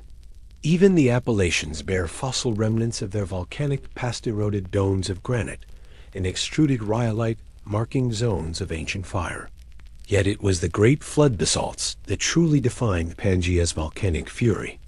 At the close of the Permian, the Siberian traps unleashed cataclysmic eruptions that spanned 1 million years or less. All told, more than 4 million cubic kilometers of basalt flowed across northern Asia, burying ancient forests and reshaping entire provinces beneath black, glassy flows. Each pulse of lava saturated the air with carbon dioxide and methane released from burning coal deposits, pushing greenhouse forcing to levels perhaps 10 times those of pre-industrial times. Temperatures soared, inland basins baked under parched skies, and shallow seas suffocated as warming waters lost their oxygen. Meanwhile, sulfur dioxide belched into the stratosphere, quickly forming sulfate aerosols that reflected sunlight. For seasons and even years after peak eruptions, a volcanic winter chilled Earth's surface, collapsing photosynthesis and sending food chains spiraling downward. Acid rain fell on landscapes already stressed by drying climates, stripping tree canopies bare, poisoning streams and eroding soils. In this crucible of heat and cold, life flickered in dim refuges, burrowing amphibians, hibernating beneath mud, hardy synapsids braced in deep dens. But most species, from the great coral reefs of Panthalas's shelves to the mammal-like reptiles of the floodplains, could not withstand the dual onslaught of extreme heat, poisoned air, and oceanic anoxia. The Permian-Triassic extinction dispatched 95% of marine species and more than 70% of land vertebrate families within a few 100,000 years. Pangea's tectonic stresses did not end there. As the supercontinent began to rift in the late Triassic, another enormous outpouring of lava painted the landscapes of the future Atlantic coast. The central Atlantic magmatic province covered some 11 million square kilometers with tholeiitic basalt, from Morocco to Newfoundland and down into Brazil. Here again, the eruption rate outpaced the ability of life to adapt. Carbon dioxide levels climbed. Acid rains fell on scrubby Triassic woodlands. And seas, once interconnected, segmented into narrower basins prone to stagnation. Marine anoxia returned, sapping oxygen from shallow habitats and triggering another mass die, off that erased half of ocean genera and cleared the path for dinosaurs to dominate terrestrial ecosystems. While these flood basalt events wrought wholesale devastation, not all volcanic episodes were purely destructive. Subduction-related arcs also delivered pulses of nutrients to the surface. Iron-rich ash fertilized ocean waters, igniting plankton blooms that sequestered carbon in sinking organic matter. Over longer spans, weathering of volcanic soils released phosphorus and other critical elements into rivers, nourishing vast floodplain forests. Mountain-building eruptions built fertile highlands, their eroded slopes shedding detritus that enriched downstream deltas. In these cycles of destruction and renewal, volcanism acted both as an agent of extinction and as a cradle for new ecosystems. The chemistry of volcanic gases dictated much of the climatic drama. Carbon dioxide, the great long-lived greenhouse gas, accumulated in the atmosphere over centuries and millennia, trapping infrared radiation and raising global temperatures. Sulfur dioxide, by contrast, formed aerosols that reflected sunlight within years to decades, inducing temporary cooling. Hydrogen sulfide and halogen compounds released when magma melted sulfur-rich or sedimentary rocks poisoned air and water, destroying ozone and exposing organisms to intense ultraviolet radiation.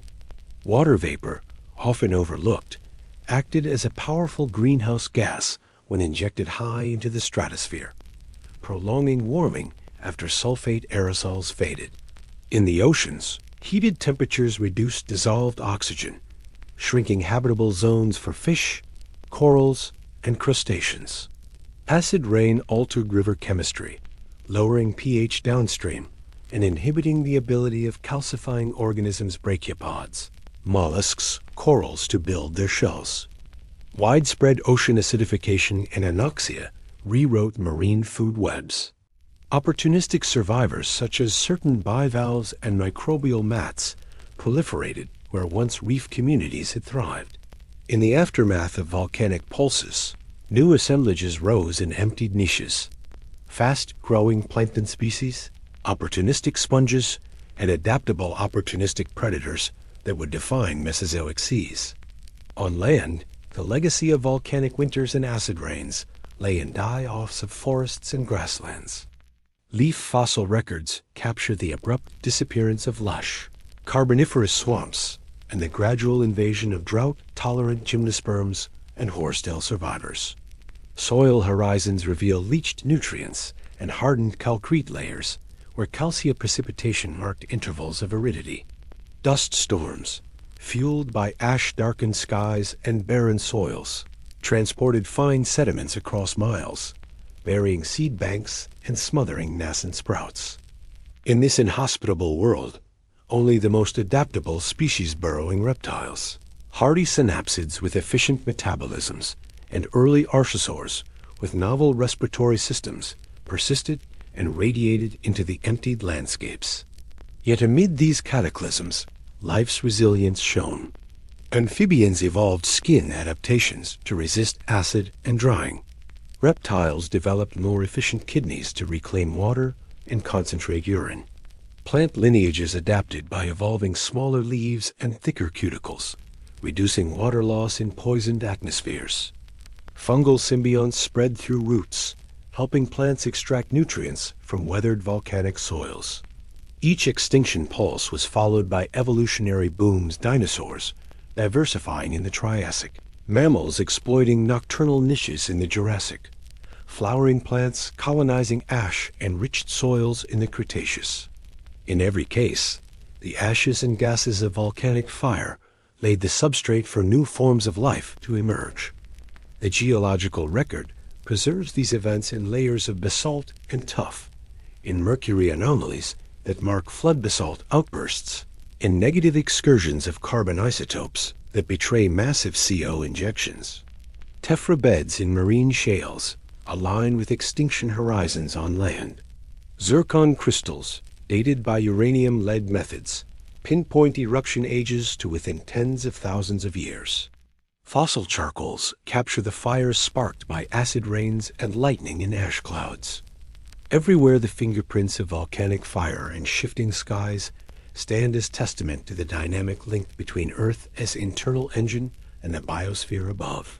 As the fragments of Pangea drifted apart in subsequent eras, the volcanic scars faded into new mountain ranges and ocean basins, but the lessons remained. Each collision and rift unleashed gases that could warm or cool the planet, poison or fertilize ecosystems, destroy or create habitats. In studying those ancient eruptions, modern scientists find parallels to today's climate challenges. The rapid CO release from fossil fuel burning mirrors the flood basalt pulse of the Siberian traps, albeit at a far faster rate. Ocean acidification threatens corals and shellfish, much as Permian seas were deprived of calcium. Aerosol injections, proposed for geoengineering, echo the short-term cooling after explosive eruptions, reminding us that tinkering with the atmosphere carries risks of its own. In the end, volcanic fire and shifting skies were inseparable from Pangea's fate. The supercontinent's formation and breakup drove cycles of volcanism that shaped climate and life. Extinctions paved the way for new dominions. Eruptions built soils that fed forests and grasslands. Ash clouds and greenhouse gases forced organisms to innovate or perish. And as the tectonic weave of Pangea unraveled, the ashes of its volcanic ages settled onto drifting continents, carrying the story of a world where fire from below dictated the rhythms of life above. In the quiet that followed each cataclysm, When the skies cleared, the rains returned, and new forests took root, the stage was set for evolution's next great act. And so we turn, in the chapters to come, to see how life rebuilt itself, forging new paths across a planet forever shaped by the power of volcanic fire and the ever-changing sky. Gorgonopsians stalked the twilight swamps on padded, splayed feet, their saber-like canine teeth gleaming in the dying light. These fearsome therapsids, mammal-like reptiles of the late Permian, reigned atop Pangea's food chain, shaped by endless cycles of adaptation and survival. Their bodies were built for stealth and power, strong forelimbs to lock onto struggling prey, jaws designed to deliver a single, killing, slashing bite. Night after night, they moved through forests of seed ferns and horsetails, following the scent trails of lumbering herbivores drawn to floodplain oases. Every step required caution, every breath measured, because in this world, even the mightiest hunter could find itself outmatched by circumstance or stronger rival. Across the floodplain channels, parasaurs ambled in herds armored, squat creatures the size of small cars, their heavy bodies dragging low tusks through damp earth. These plant gatherers fed on tough vegetation, using broad, grinding teeth to chew through thick leaves and woody stems. A single bite could nourish them for hours, but feeding made them vulnerable. Gorgonopsians lurked in the shadows, cast by fallen logs or cliff-lined riverbanks, waiting for solitary stragglers to stray from the herd. At the first sign of danger, herd members stampeded, their bony scutes rattling like thunder across the plain, scattering ferns underfoot as they rushed for safety. Even the largest predators faced daily challenges. When rain-virgin in monsoon seasons swelled rivers into shifting channels, Gorgonopsid footfalls became treacherous. Mud clung to claws, paw prints vanished in swiftly flowing water, and prey found refuge on isolated sandbars. Hunters adapted by practicing patience lying motionless on elevated ground, waiting for fish and small reptiles to become trapped in drying pools. They learned to time their hunts for dawn and dusk, when insects buzzed, amphibians croaked, and large herbivores ventured near water's edge to quench an endless thirst. Herbivores, however, were not defenseless. Beaked dicynodonts, stocky, tusked therapsids, plowed through ferns and roots, their sturdy forelimbs ending in massive claws built for burrowing. When threatened, they dug shallow pits or scrambled into hillocks of debris, leaving predators uncertain whether they had retreated uphill or tunneled below. Dicynodonts sometimes formed loose herds, defending calves by forming a semicircle of tusked adults, bristled hair forming a natural fence. Gorgonopsians approaching in a solitary hunt often found themselves facing a wall of bone that could inflict damage on any hunter overconfident in its strength. Smaller predators thrived on other strategies. Therocephalians, another branch of mammal-like therapsids, shrank to the size of modern wolves or foxes. Their more gracile frames and elongated limbs gave them speed advantages, and their slender jaws packed rows of pointed teeth ideal for slicing flesh. Therocephalians hunted in packs, flanking unsuspecting prey in open glades, zipping in from multiple sides to harry their victims. Their social bonds formed around shared kills, illuminated by moonlight-scattered bones, cleaned by saber. Toothed Gorgonopsids later would tell the tale of cooperation between these mid-sized hunters. Amphibians also took their share of the carnivorous stage. Giant labyrinthodonts, with mighty heads and sprawling legs, lurked in the shallows, their toothy maws snapping at fish and juvenile reptiles. Though slower on land, their thick skin and armored skulls repelled smaller predators, allowing them to bask on muddy banks where thermoregulation aided digestion. Their ambush tactics, silent submergence into murky water, appended the assumption that land dwellers dominated every niche. The river's edge, fraught with shifting territories, hosted a tapestry of life woven by hunters both large and small. Among the herbivores, adaptations ran the gamut from camouflage to sheer mass. Scutosaurus and armadillo, like parasaur, carried a shell of osteoderms that deflected bites. Plate-like projections on its tail served as spiked deterrents. In confrontation, these giants would pivot to present armored flanks, making frontal attacks perilous. Younger, less fortified individuals stayed near adults, learning the rhythms of predator patrols and safe feeding times springing from fossilized burrow complexes. Dinosaurs, nascent and slight, watched these dramas unfold in the late Triassic. Early theropods, like Eoraptor, weighed little more than a medium-sized dog, traipsing amid ferns with alert, bird-like eyes. They seized insects, lizards, and eggs, honing agile limbs for leap and pounce. In time, their descendants would inherit the vacated niches of large predators, but for now they skulked in the underbrush. Quicksilver forms slipping among blunt trunks and hollow logs inhabited by burrowing cynodonts. Cynodonts themselves, close kin to future mammals, exploited nocturnal hours. Their whiskered snouts and large eye sockets suggest acute senses in moonlit forests. Smaller therocephalians shared dens with cynodonts in root-wrenched mounds, each waking in staggered shifts to guard against predators.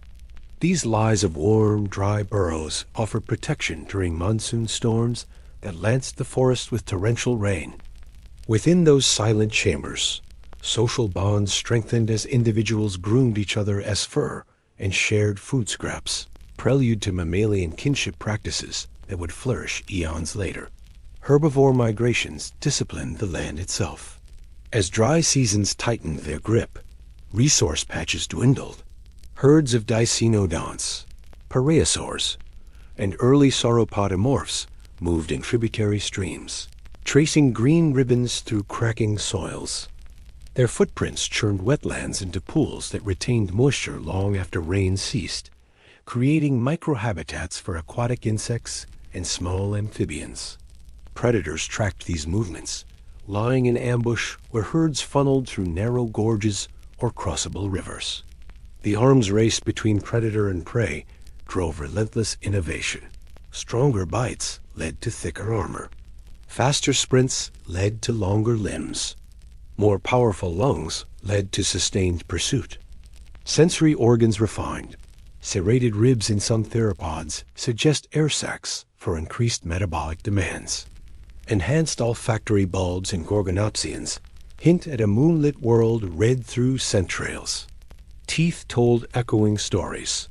Blunted malariform teeth in herbivores recorded shifts to coarse foliage, while serrated canines in predators marked precision, slicing over bone-crushing power.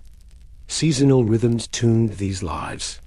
In late summer, as herds fattened beneath generous rains, predators hunted at dawn when dew glistened on fronds and herds lingered to feed undisturbed. In autumn, high winds swept dust across plains, and hunters used the poor visibility to close in on unsuspecting prey. In winter, hollow logs and ice-free streambeds harbored the few green shoots that drew herbivores into sheltered valleys, predictable gathering spots where ambush could be most devastating. Nothing in this ancient world was static. Climate shifts, volcanic winters, and drying trends redrew boundaries of life's domains. In the aftermath of the Permian-Triassic extinction, survivors like gorgonopsians thrived briefly before blockbuster volcanism in the Triassic reshaped habitats again. Each extinction pulse forced reassembly of predator-prey networks. Some hunters vanished forever, while others radiated into empty landscapes.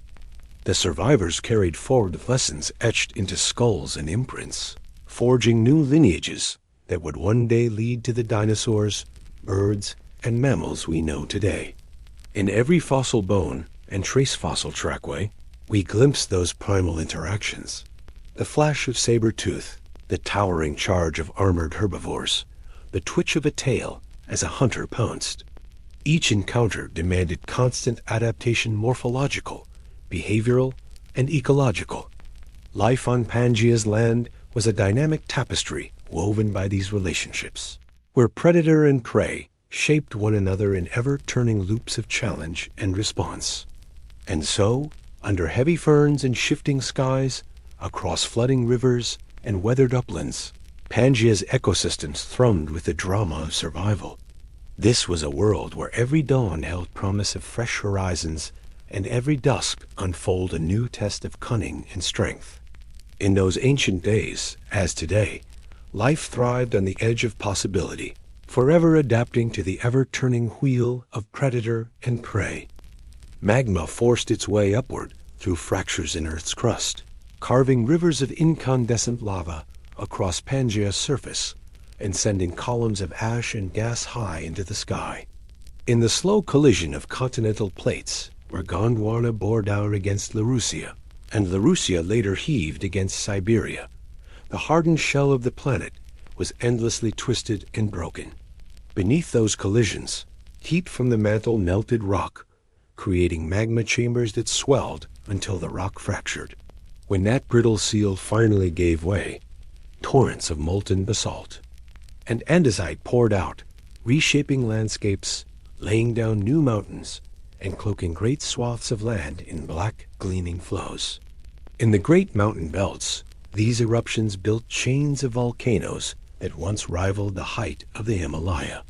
Where today the Urals and Appalachians stand as eroded reminders, their summits once belched fire and ash. Explosive eruptions hurled chunks of molten rock and pulverized debris into the sky, forming towering plumes that drifted hundreds of kilometers downwind. Ash clouds darkened the midday sun, chilling the land below. For years after the largest eruptions, the world cooled under a veil of sulfate aerosols, tiny droplets of sulfuric acid that reflected sunlight back into space. The air turned acidic, and rain, driven by those volcanic gases, fell heavy and corrosive, stripping forest canopies and acidifying soils in a global episode of environmental stress. Yet these orogenic eruptions, driven by subduction of oceanic crust under continental margins, were merely the overture to Pangea's greatest volcanic spectacle. At the end of the Permian, the Siberian traps erupted in a cataclysm of flood basalts, so vast that they cover more than 2 million square kilometers today. Over a geologically brief interval, perhaps a few 100,000 years, massive sheets of lava thousands of meters thick spilled across northern Asia. Rivers of basalt inundated forests, coal-bearing swamps, and shallow basins, burying ecosystems beneath molten rock. As the Earth's surface fractured and calved, cracks widened and new fissures opened. Eruption rates soared so high that entire river valleys vanished under new crust, and the lingering glow of fresh lava heated the air for generations. The gases released by these flood basalt events reshaped Pangea's atmosphere and oceans. Carbon dioxide poured forth in volumes that dwarfed any natural emissions before or since, elevating greenhouse gas concentrations to levels perhaps 10 times those of today. As CO mixed into the air, global temperatures rose steadily, melting high-latitude ice and driving expanses of forest into desiccation. Marine waters warmed, losing their capacity to dissolve oxygen. Sea levels climbed as thermal expansion submerged continental shelves. Meanwhile, methane trapped in permafrost and beneath seafloor sediments may have been liberated by the heat of the Siberian eruptions, amplifying the greenhouse effect in a positive feedback cycle that pushed climates further beyond the limits of life. At the same time, enormous quantities of sulfur dioxide erupted from explosive phases of the same province. Injected high into the stratosphere, so transformed into sulfate aerosols that screened sunlight for seasons or years, causing volcanic winters, short-lived but intense episodes of surface cooling. Climate models suggest these winters could have chilled summers enough to damage photosynthesis, stunting plant growth on land and starving phytoplankton in the oceans. The resulting collapse of primary productivity rippled up food chains. Forests died back in waves, leaving behind skeletal trunks standing in dust-choked plains. Coral reefs bleached, fish kills littered shallow seas, and oxygen levels in marine basins plummeted, expanding anoxic dead zones that suffocated benthic communities. The combined assault of rising greenhouse gases, acid rains, and repeated volcanic winters shattered the balance of Earth's systems. In a geologic heartbeat, some 95% of marine species and 70% of terrestrial genera vanished at the end of the Permian. Lush coal age forests of lycopods and club mosses gave way to parched red beds. Reef builders disappeared, and the seas became a graveyard of dead shells. On land, the largest amphibians and synapsid herbivores perished, their fossils found only beneath layers of volcanic ash and basalt flows. Survivors clustered in refugia, freshwater springs supplied by deep aquifers, coastal wetlands fed by monsoonal belts, and upland valleys sheltered by rain-shadow mountains. Only those species that could accommodate extreme heat, oxygen starvation, and toxic atmospheres endured. Burrowing organisms, amphibians, and reptile, like therapsids, retreated underground, breathing the cooler, more stable air beneath the surface. Marine survivors gathered in well-oxygenated currents near open ocean gateways or in ephemeral lakes still flushed by monsoonal rains. Opportunistic microbial mats and bacterial filaments sprawled across ocean margins, forming microbialite reefs that replaced coral frameworks for millions of years. It was from these diminished lineages that new radiations would arise in the early Triassic, giving birth to the age of dinosaurs and the ancestors of modern marine reptiles. Millions of years later, when Pangea began to rift apart, the pattern repeated on a smaller but no less dramatic scale. In the late Triassic, as the supercontinent cracked along the future Atlantic Rift, the central Atlantic magmatic province flooded North America, Africa, and Europe with basalt. 11 million square kilometers of rock formed in pulses of eruption that spanned barely 100,000 years at the greatest intensity. Carbon dioxide again surged into the atmosphere, provoking greenhouse warming that stressed forest ecosystems in newly formed rift valleys. Sulfate aerosols heralded each major pulse with brief volcanic winters, punctuating the long decline of Permian survivors and the dawn of dinosaur dominion. As the rifts widened and oceanic crust formed, the Atlantic Ocean opened its arms to Panthalass's waters. New currents migrated along the rifted margins, carrying warm water to northern latitudes and cold water southward. These changing ocean circulations shaped climate patterns on adjacent landmasses, pulling monsoonal rains inland on the margins of the Atlantic, and driving arid belts into the heart of what would become North America and Africa. The newly minted Atlantic Ridge, with its volcanic islands, served as conduits for both ash and living organisms rafting plants and animals across nascent seas. Thus, volcanism not only reshaped the sky and climate, but actively sculpted the geography that determined the distribution of life. Even the soil underfoot bore the fingerprints of volcanic activity. Weathering of fresh basalt enriched waters with iron, phosphorus, and trace nutrients, fostering bursts of plant growth and feeding riverborne algae in deltaic zones. Ash layers and soil profiles provided new minerals that boosted fertility, but also created sudden toxicity when rain dissolved soluble fluoride or heavy metals. Forests colonizing these soils evolved special adaptations, waxy leaf coatings to shed acidic moisture, deeper roots to avoid toxic salts, and mycorrhizal partnerships with fungi that detoxified the earth. In the oceans, volcanic pulses also influenced nutrient cycles. Iron fertilization from ash stimulated phytoplankton blooms in iron-poor regions, triggering localized drawdown of carbon dioxide.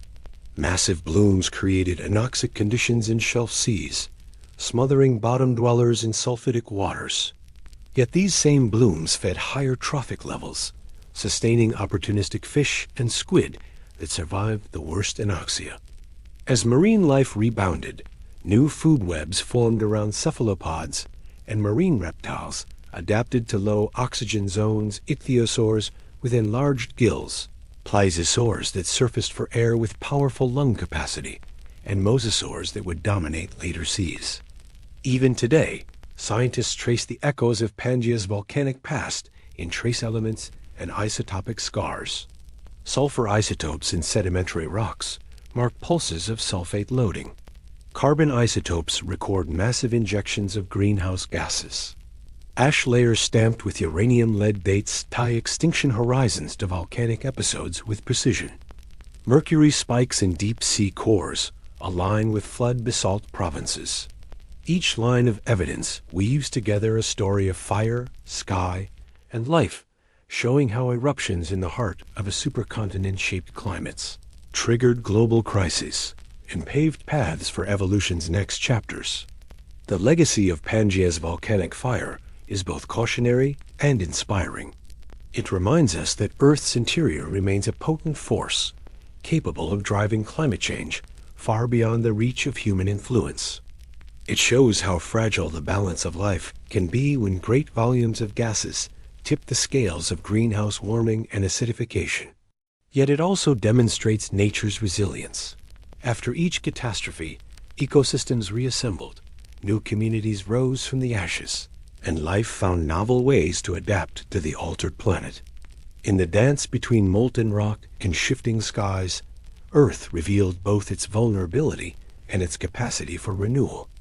As the chapters of Earth history turned, the volcanic flames of Pangea became the embers beneath drifting continents, carried north by the Atlantic's currents, south by the Indian Ocean's tides, and eastward through the Tethys.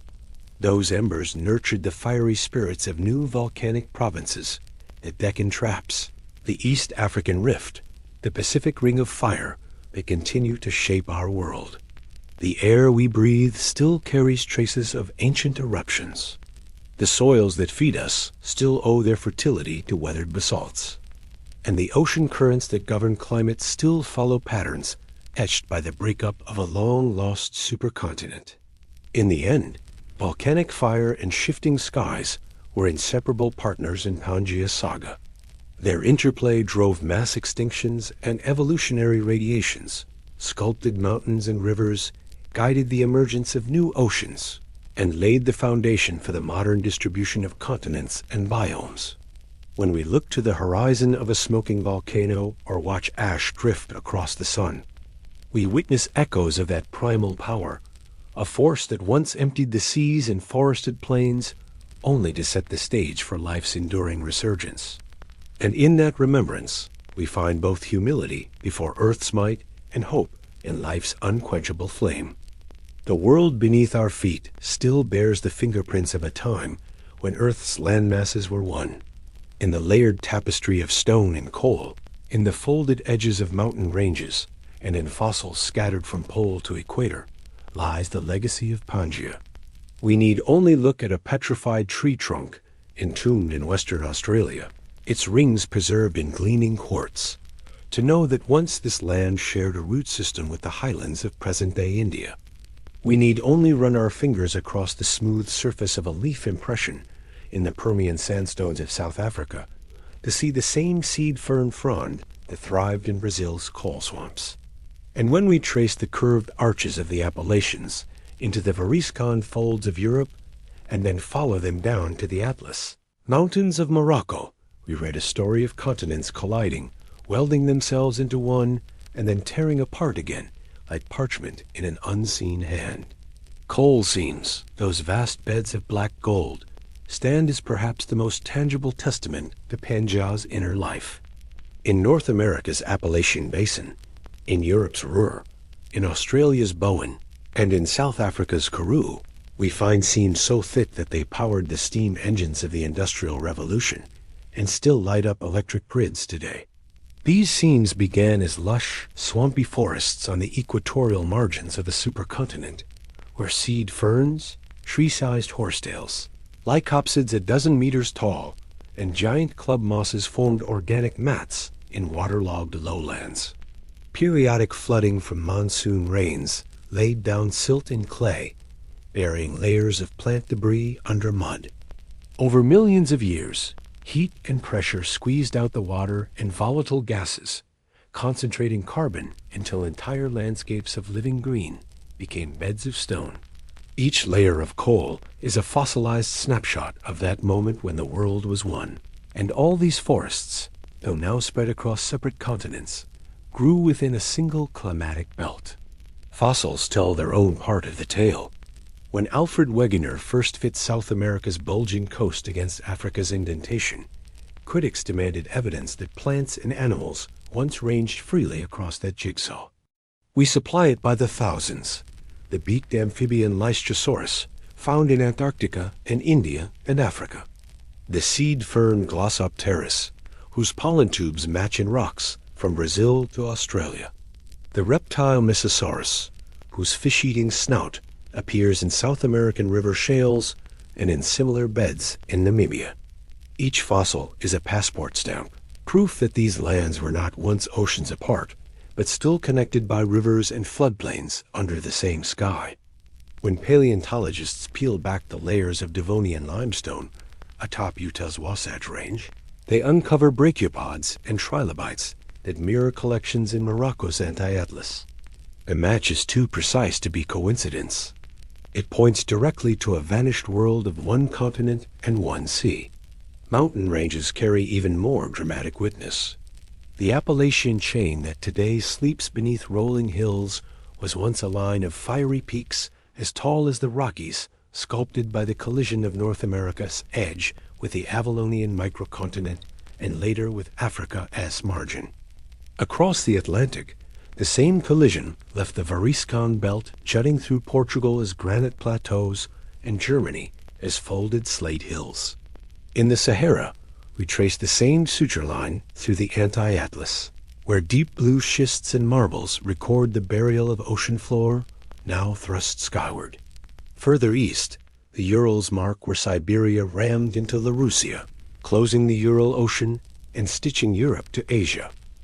Each folded slab of rock, each overturned thrust sheet, is a text in stone describing the forces that welded Pangea together.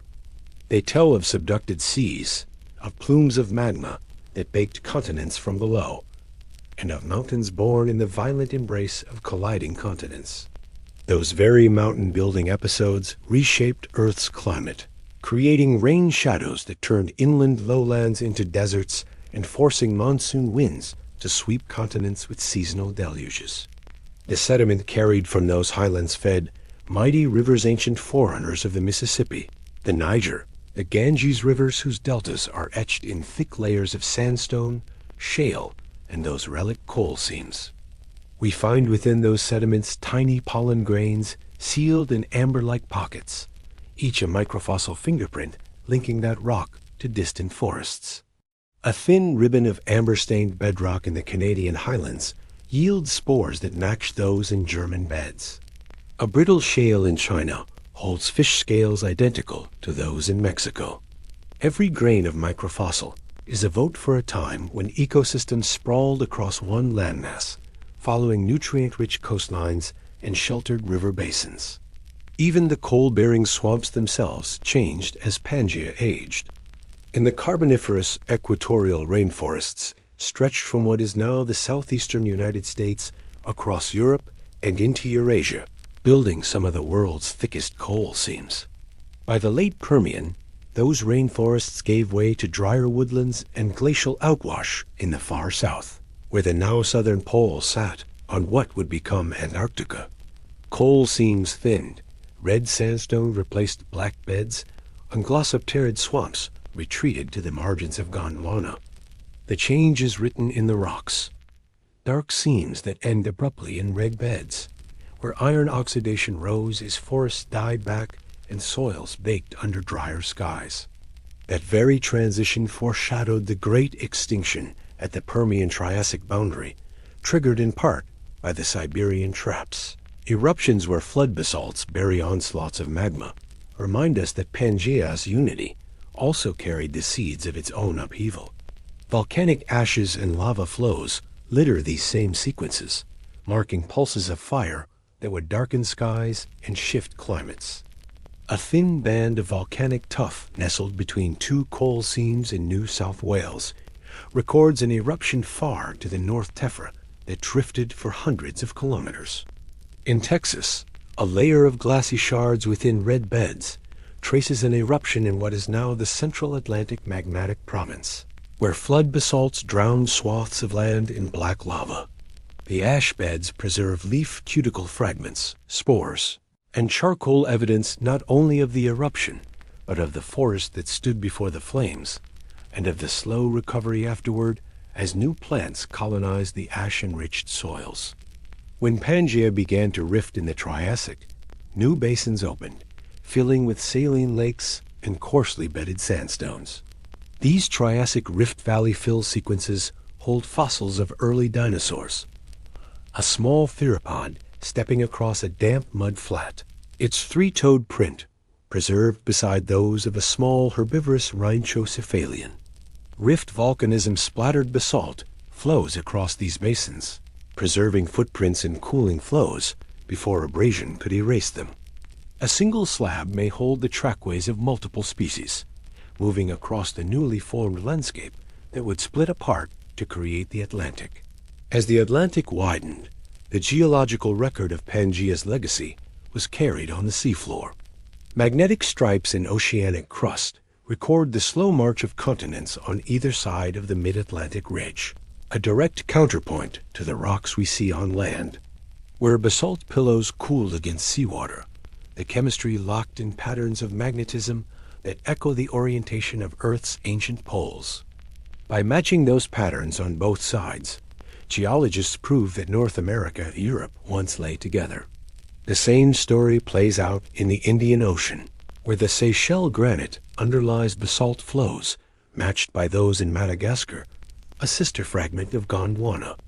Each ridge crest etched on the sea floor is a line of evidence pointing back to a time when Pangea was whole. Coal beds, fossil corridors, and mountain ranges do not merely tell of Pangea's existence. They chronicle the lives of the creatures that thronged its forests and swam its seas. In the coal seams, we find fossilized tree trunks of giant lycopsids, their root casts anchoring them to the ancient soil. We uncover the leaf impressions of ferns and seed ferns that fed the first amphibians. We unearth tetrapod footprints in rhythmic patterns, herds crossing floodplains, predators in pursuit. We find fossilized bone beds of amphibian giants, like Eriops, their broad skulls bearing scars of battles beneath fern fronds. In the same beds lie the jaws of early synapsids, the gorgonopsians whose saber teeth opened the way for mammalian diversity. Above those swamp forests, Pangea's coastal plains hosted amphibious reptiles, protosaurs, and phytosaurs, whose fossils lie in limestone quarries from Germany to Wyoming. In deeper Triassic limestones, we find the vertebrae of ichthyosaurs, fish-like reptiles that filled Pantalas's depths. Ammonite shells spiral across chalk beds, their chambered structures revealing the chemistry of ancient oceans. Brachiopods, bryozoans, and fusulinid foraminifer, each group with its own extinction and recovery pattern, map the ebb and flow of life through Pangea's union and breakup. Even today, the rocks beneath our feet whisper their ancient secrets. In mine shafts that tunnel into coal beds, workers peel back layers of time. In mountain passes where road cuts expose cross-bedded sandstone, geologists find the tracks of tiny reptiles. In the folded belts of Appalachia and the Alps, metamorphic gneisses record pressures and temperatures that once built mountains that have since worn away. Every outcrop is a page in a story that spans hundreds of millions of years, a story that begins with the world united and continues in the continents we know today. That legacy shapes our present. Coal seams fuel electricity and bake steel. Oil and gas trapped in basins formed by Pangea cycles power engines and light cities. Plate tectonics still drives volcanism and earthquakes along the same suture zones that welded continents together. Climate models turn to ancient coal swamps to understand carbon cycles, to Triassic rifts to forecast the consequences of greenhouse gas injections, to Permian extinction events to gauge resilience and vulnerability. The rocks and fossils of Pangea speak to us across deep time, challenging us to heed their lessons as we navigate a world both changed and unchanged by the forces that once forged a supercontinent. In every leaf print, every bone fragment, every layer of basalt or coal, we find the echoes of Pangea's being. These echoes remind us that continents, like the lives they cradle, are transient. They form, they divide, they reshape the face of our planet. But in the records preserved beneath our feet, in the seams and folds of Earth's crust, the story remains a story of unity and separation, of life's triumphs and losses, of the forces that shape worlds both lost and found. And so we listen to the rocks, and they tell us who we were, who we are, and perhaps what we might yet become. Continents today were the scars of an ancient union, and though oceans now separate them, their rocks, fossils, and mountain chains still whisper of a time when Earth as landmasses lay welded together in a single supercontinent called Pangea. If you trace the eastern edge of North America from the eroded remnants of the Appalachian Mountains in Pennsylvania down through the rolling hills of Georgia and into Alabama, you will discover that those same rock layers continue across the Atlantic in the highlands of Scotland, the moors of northern England, and the Caledonian folds of Norway. The jagged peaks of Morocco's Atlas Mountains share common roots with both these ranges, as do the Spanish mesetas, ancient slates. Each outcrop, each fold, and each vein of metamorphic rock records the collisions that joined continents long ago, when North America and Europe slammed together to close an ancient ocean we now call the Rio. Across the globe, the suture of Gondwana's fragments tells a similar story. In southern Africa's Cape Fold Belt, layers of sandstone, shale, and limestone bear the imprint of mountain building that began when Africa collided with South America and Antarctica. Follow those strata through Namibia and down into the Karoo Basin, and you find fossils of Mesosaurus, a freshwater reptile that could not have crossed a vast ocean unless Africa and South America were once connected. Glossopteris leaves, fossilized seed fern fronds shaped like tongues, turn up in coal seams from Brazil to India and from Australia to Antarctica. This botanical evidence confirms that these continents formed a continuous belt of coal swamp forests before splitting apart, leaving behind seams so extensive they fueled industrial revolutions millions of years later. Even paleoclimatic traces bear the stamp of Pangea.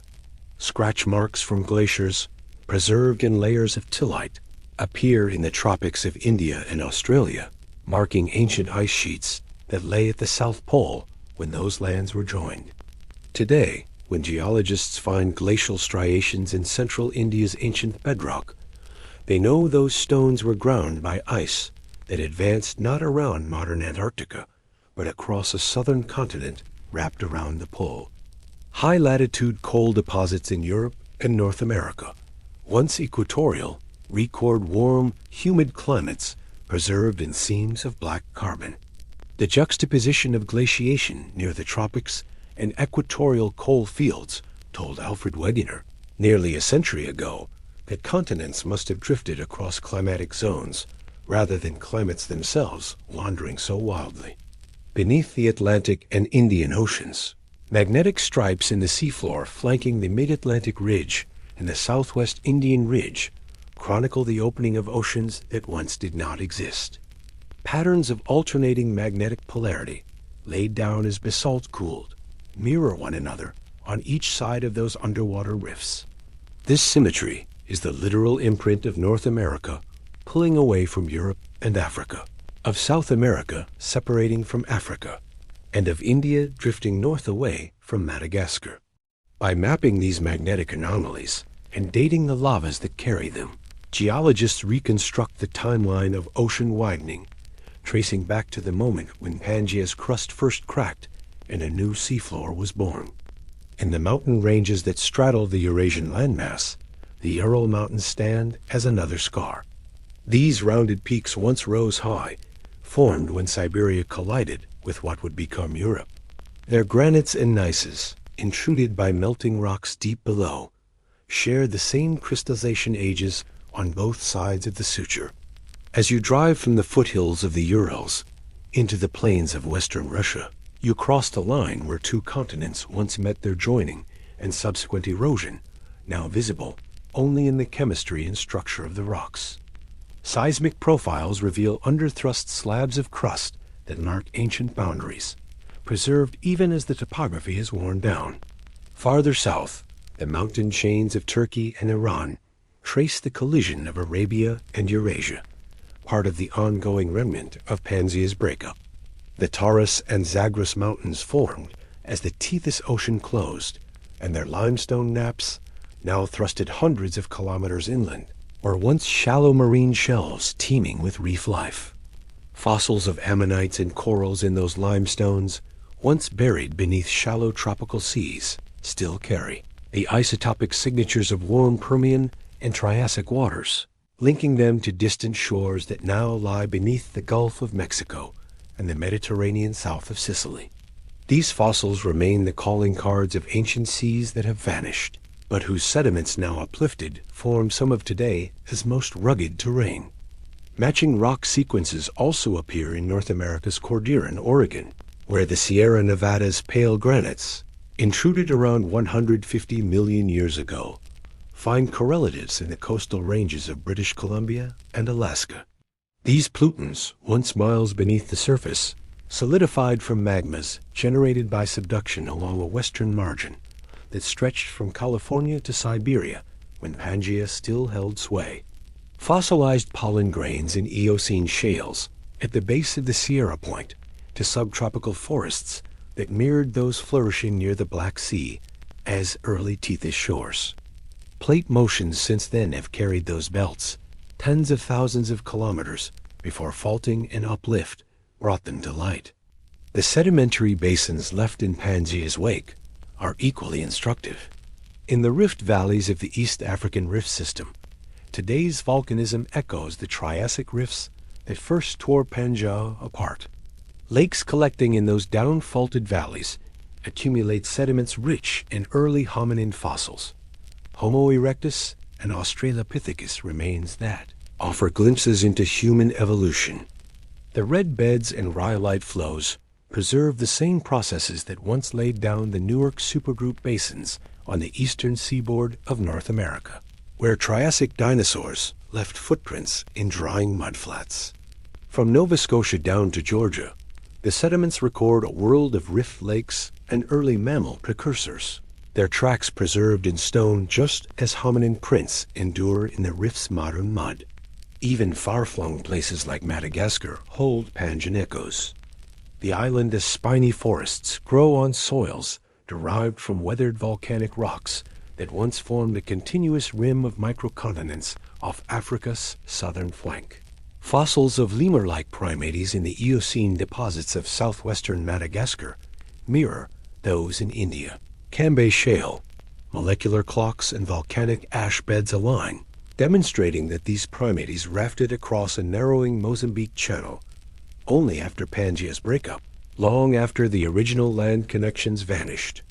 The island has unique biota-endemic baobab trees, and curious, tenrecs reveal both isolation from and intermittent contact with Africa and India, patterns set by the slow drifting of continental fragments. Tectonic activity continues to shape modern continents, and we can see Pangea's imprint even in the patterns of seismic zones and volcanic chains. The Pacific Ring of Fire owes its existence to oceanic plates subducting beneath continental margins formed in the wake of Pangea's dispersal. The Andes rise from the subduction of the Nazca Plate beneath South America, a process that began only after the South American continent detached from Africa and Antarctica.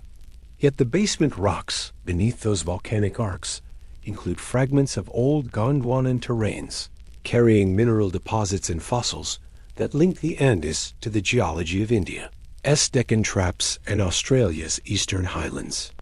In paleontological research stations from Greenland's coastal cliffs to Antarctica's transantarctic mountains, stratigraphic logs reveal layers of fossils that span marine to terrestrial transitions.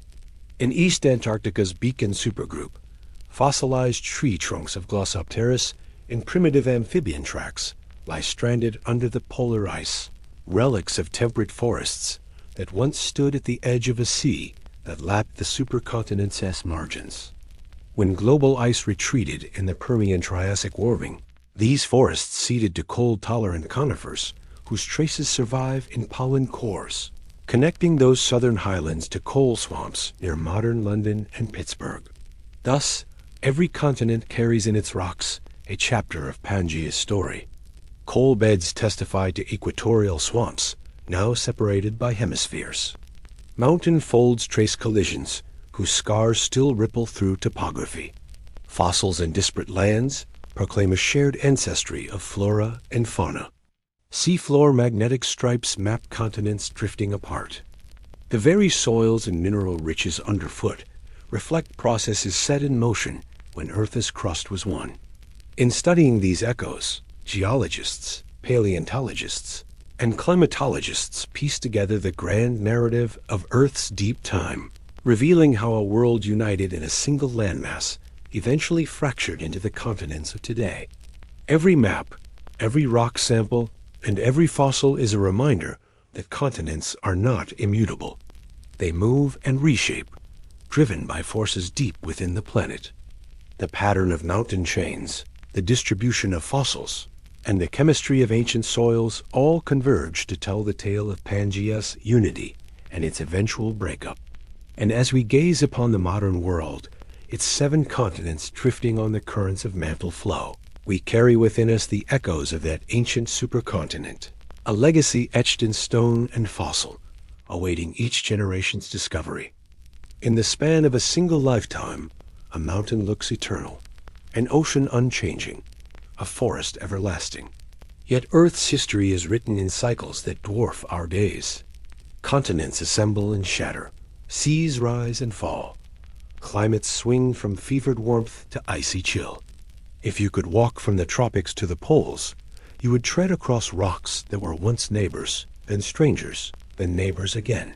And nowhere is this grand dance more plainly inscribed than in the tale of Pangea, a supercontinent that rose from the fusion of landmasses, reigned for a fleeting heartbeat in geological time, then cracked apart to fashion the world we recognize today. Imagine the Earth around 335 million years ago.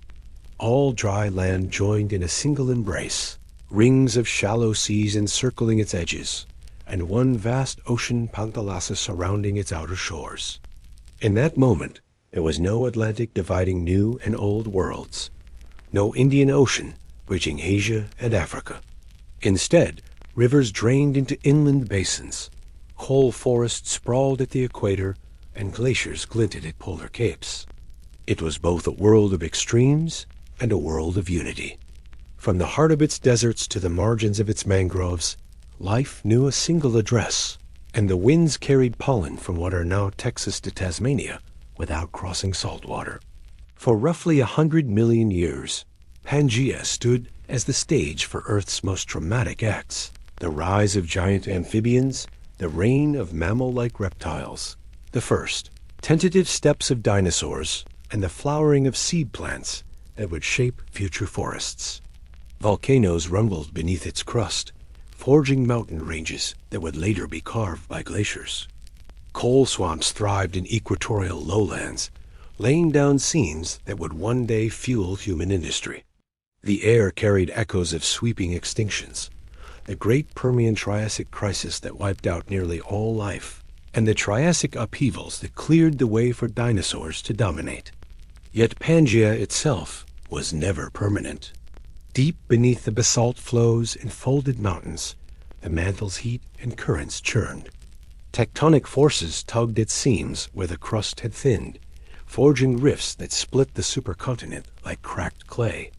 These rifts seeped magma, widening into what we now call the Atlantic, the Indian, and the Southern Oceans.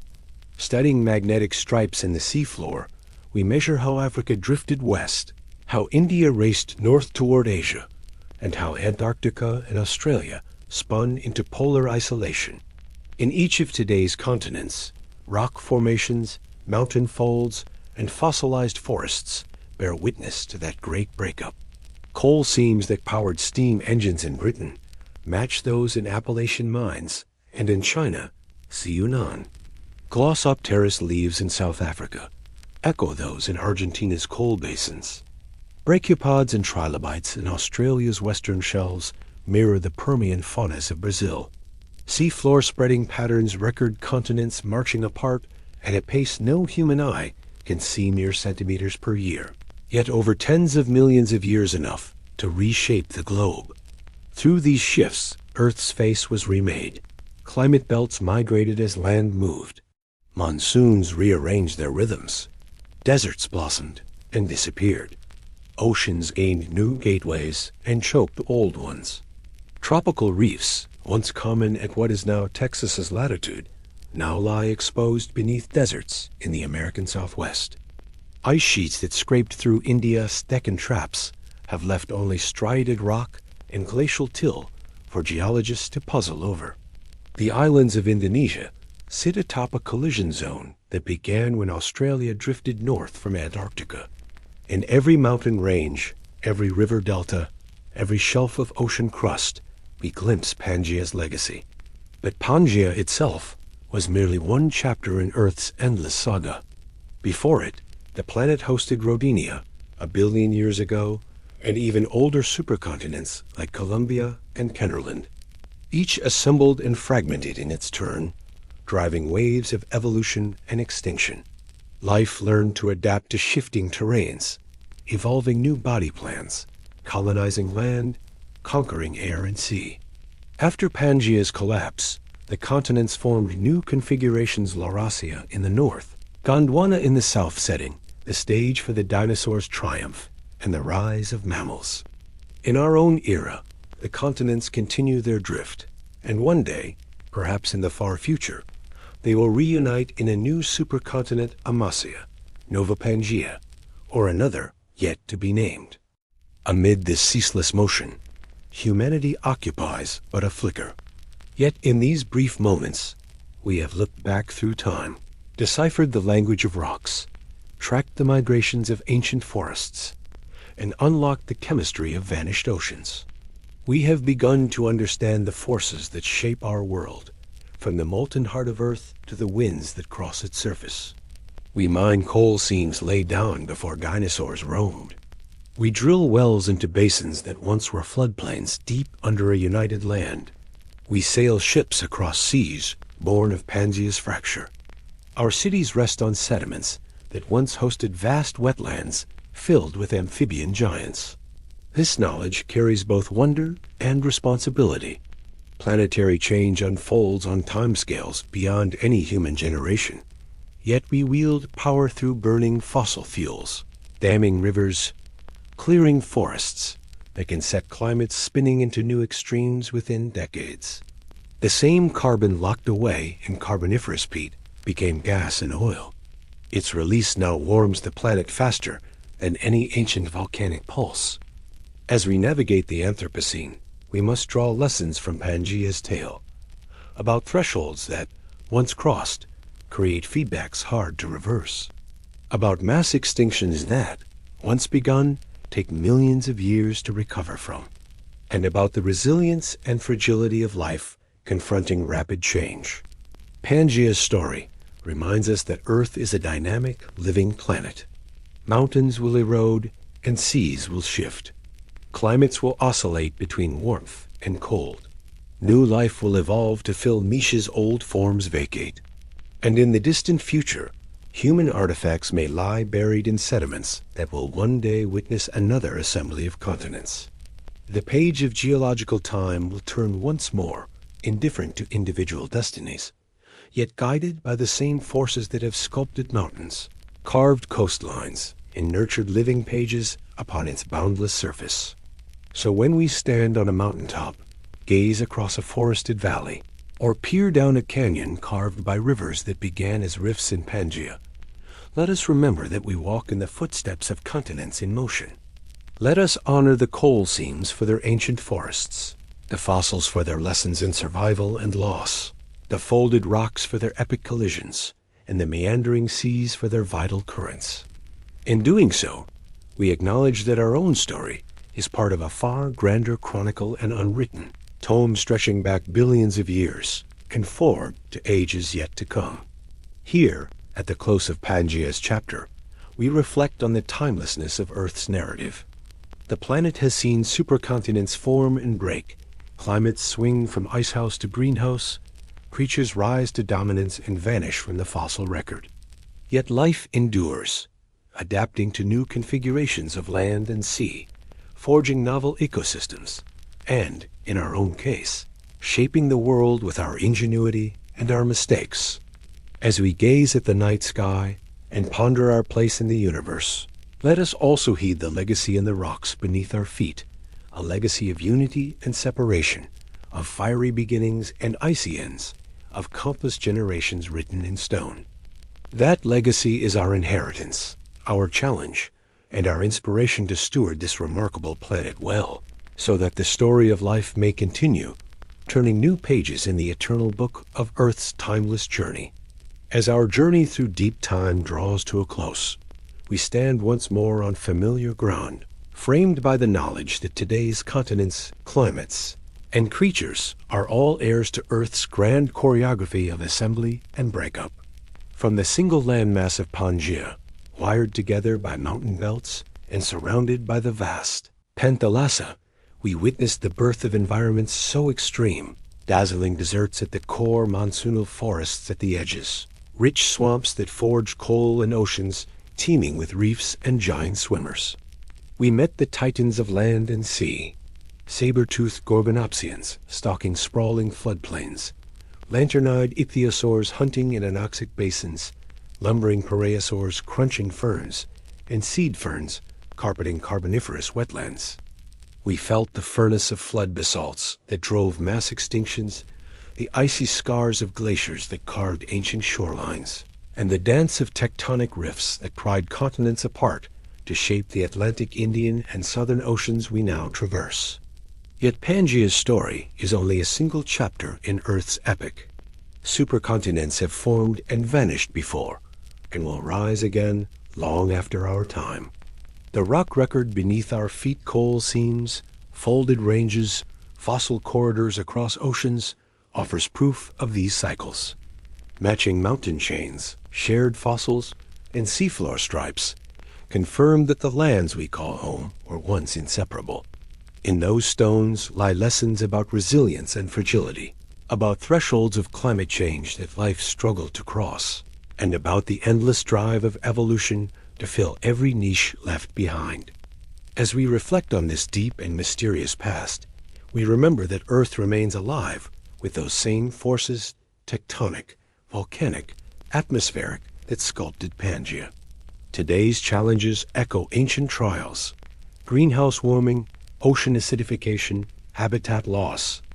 By heeding the stories written in rock and fossil, we gain perspective on our planet's capacity for transformation, and on our role as stewards of its next chapters. In embracing that responsibility, we become part of the timeless tale of unity and change, ensuring that life's story, rich with chapters yet unwritten, continues to unfold in wonders beyond imagination.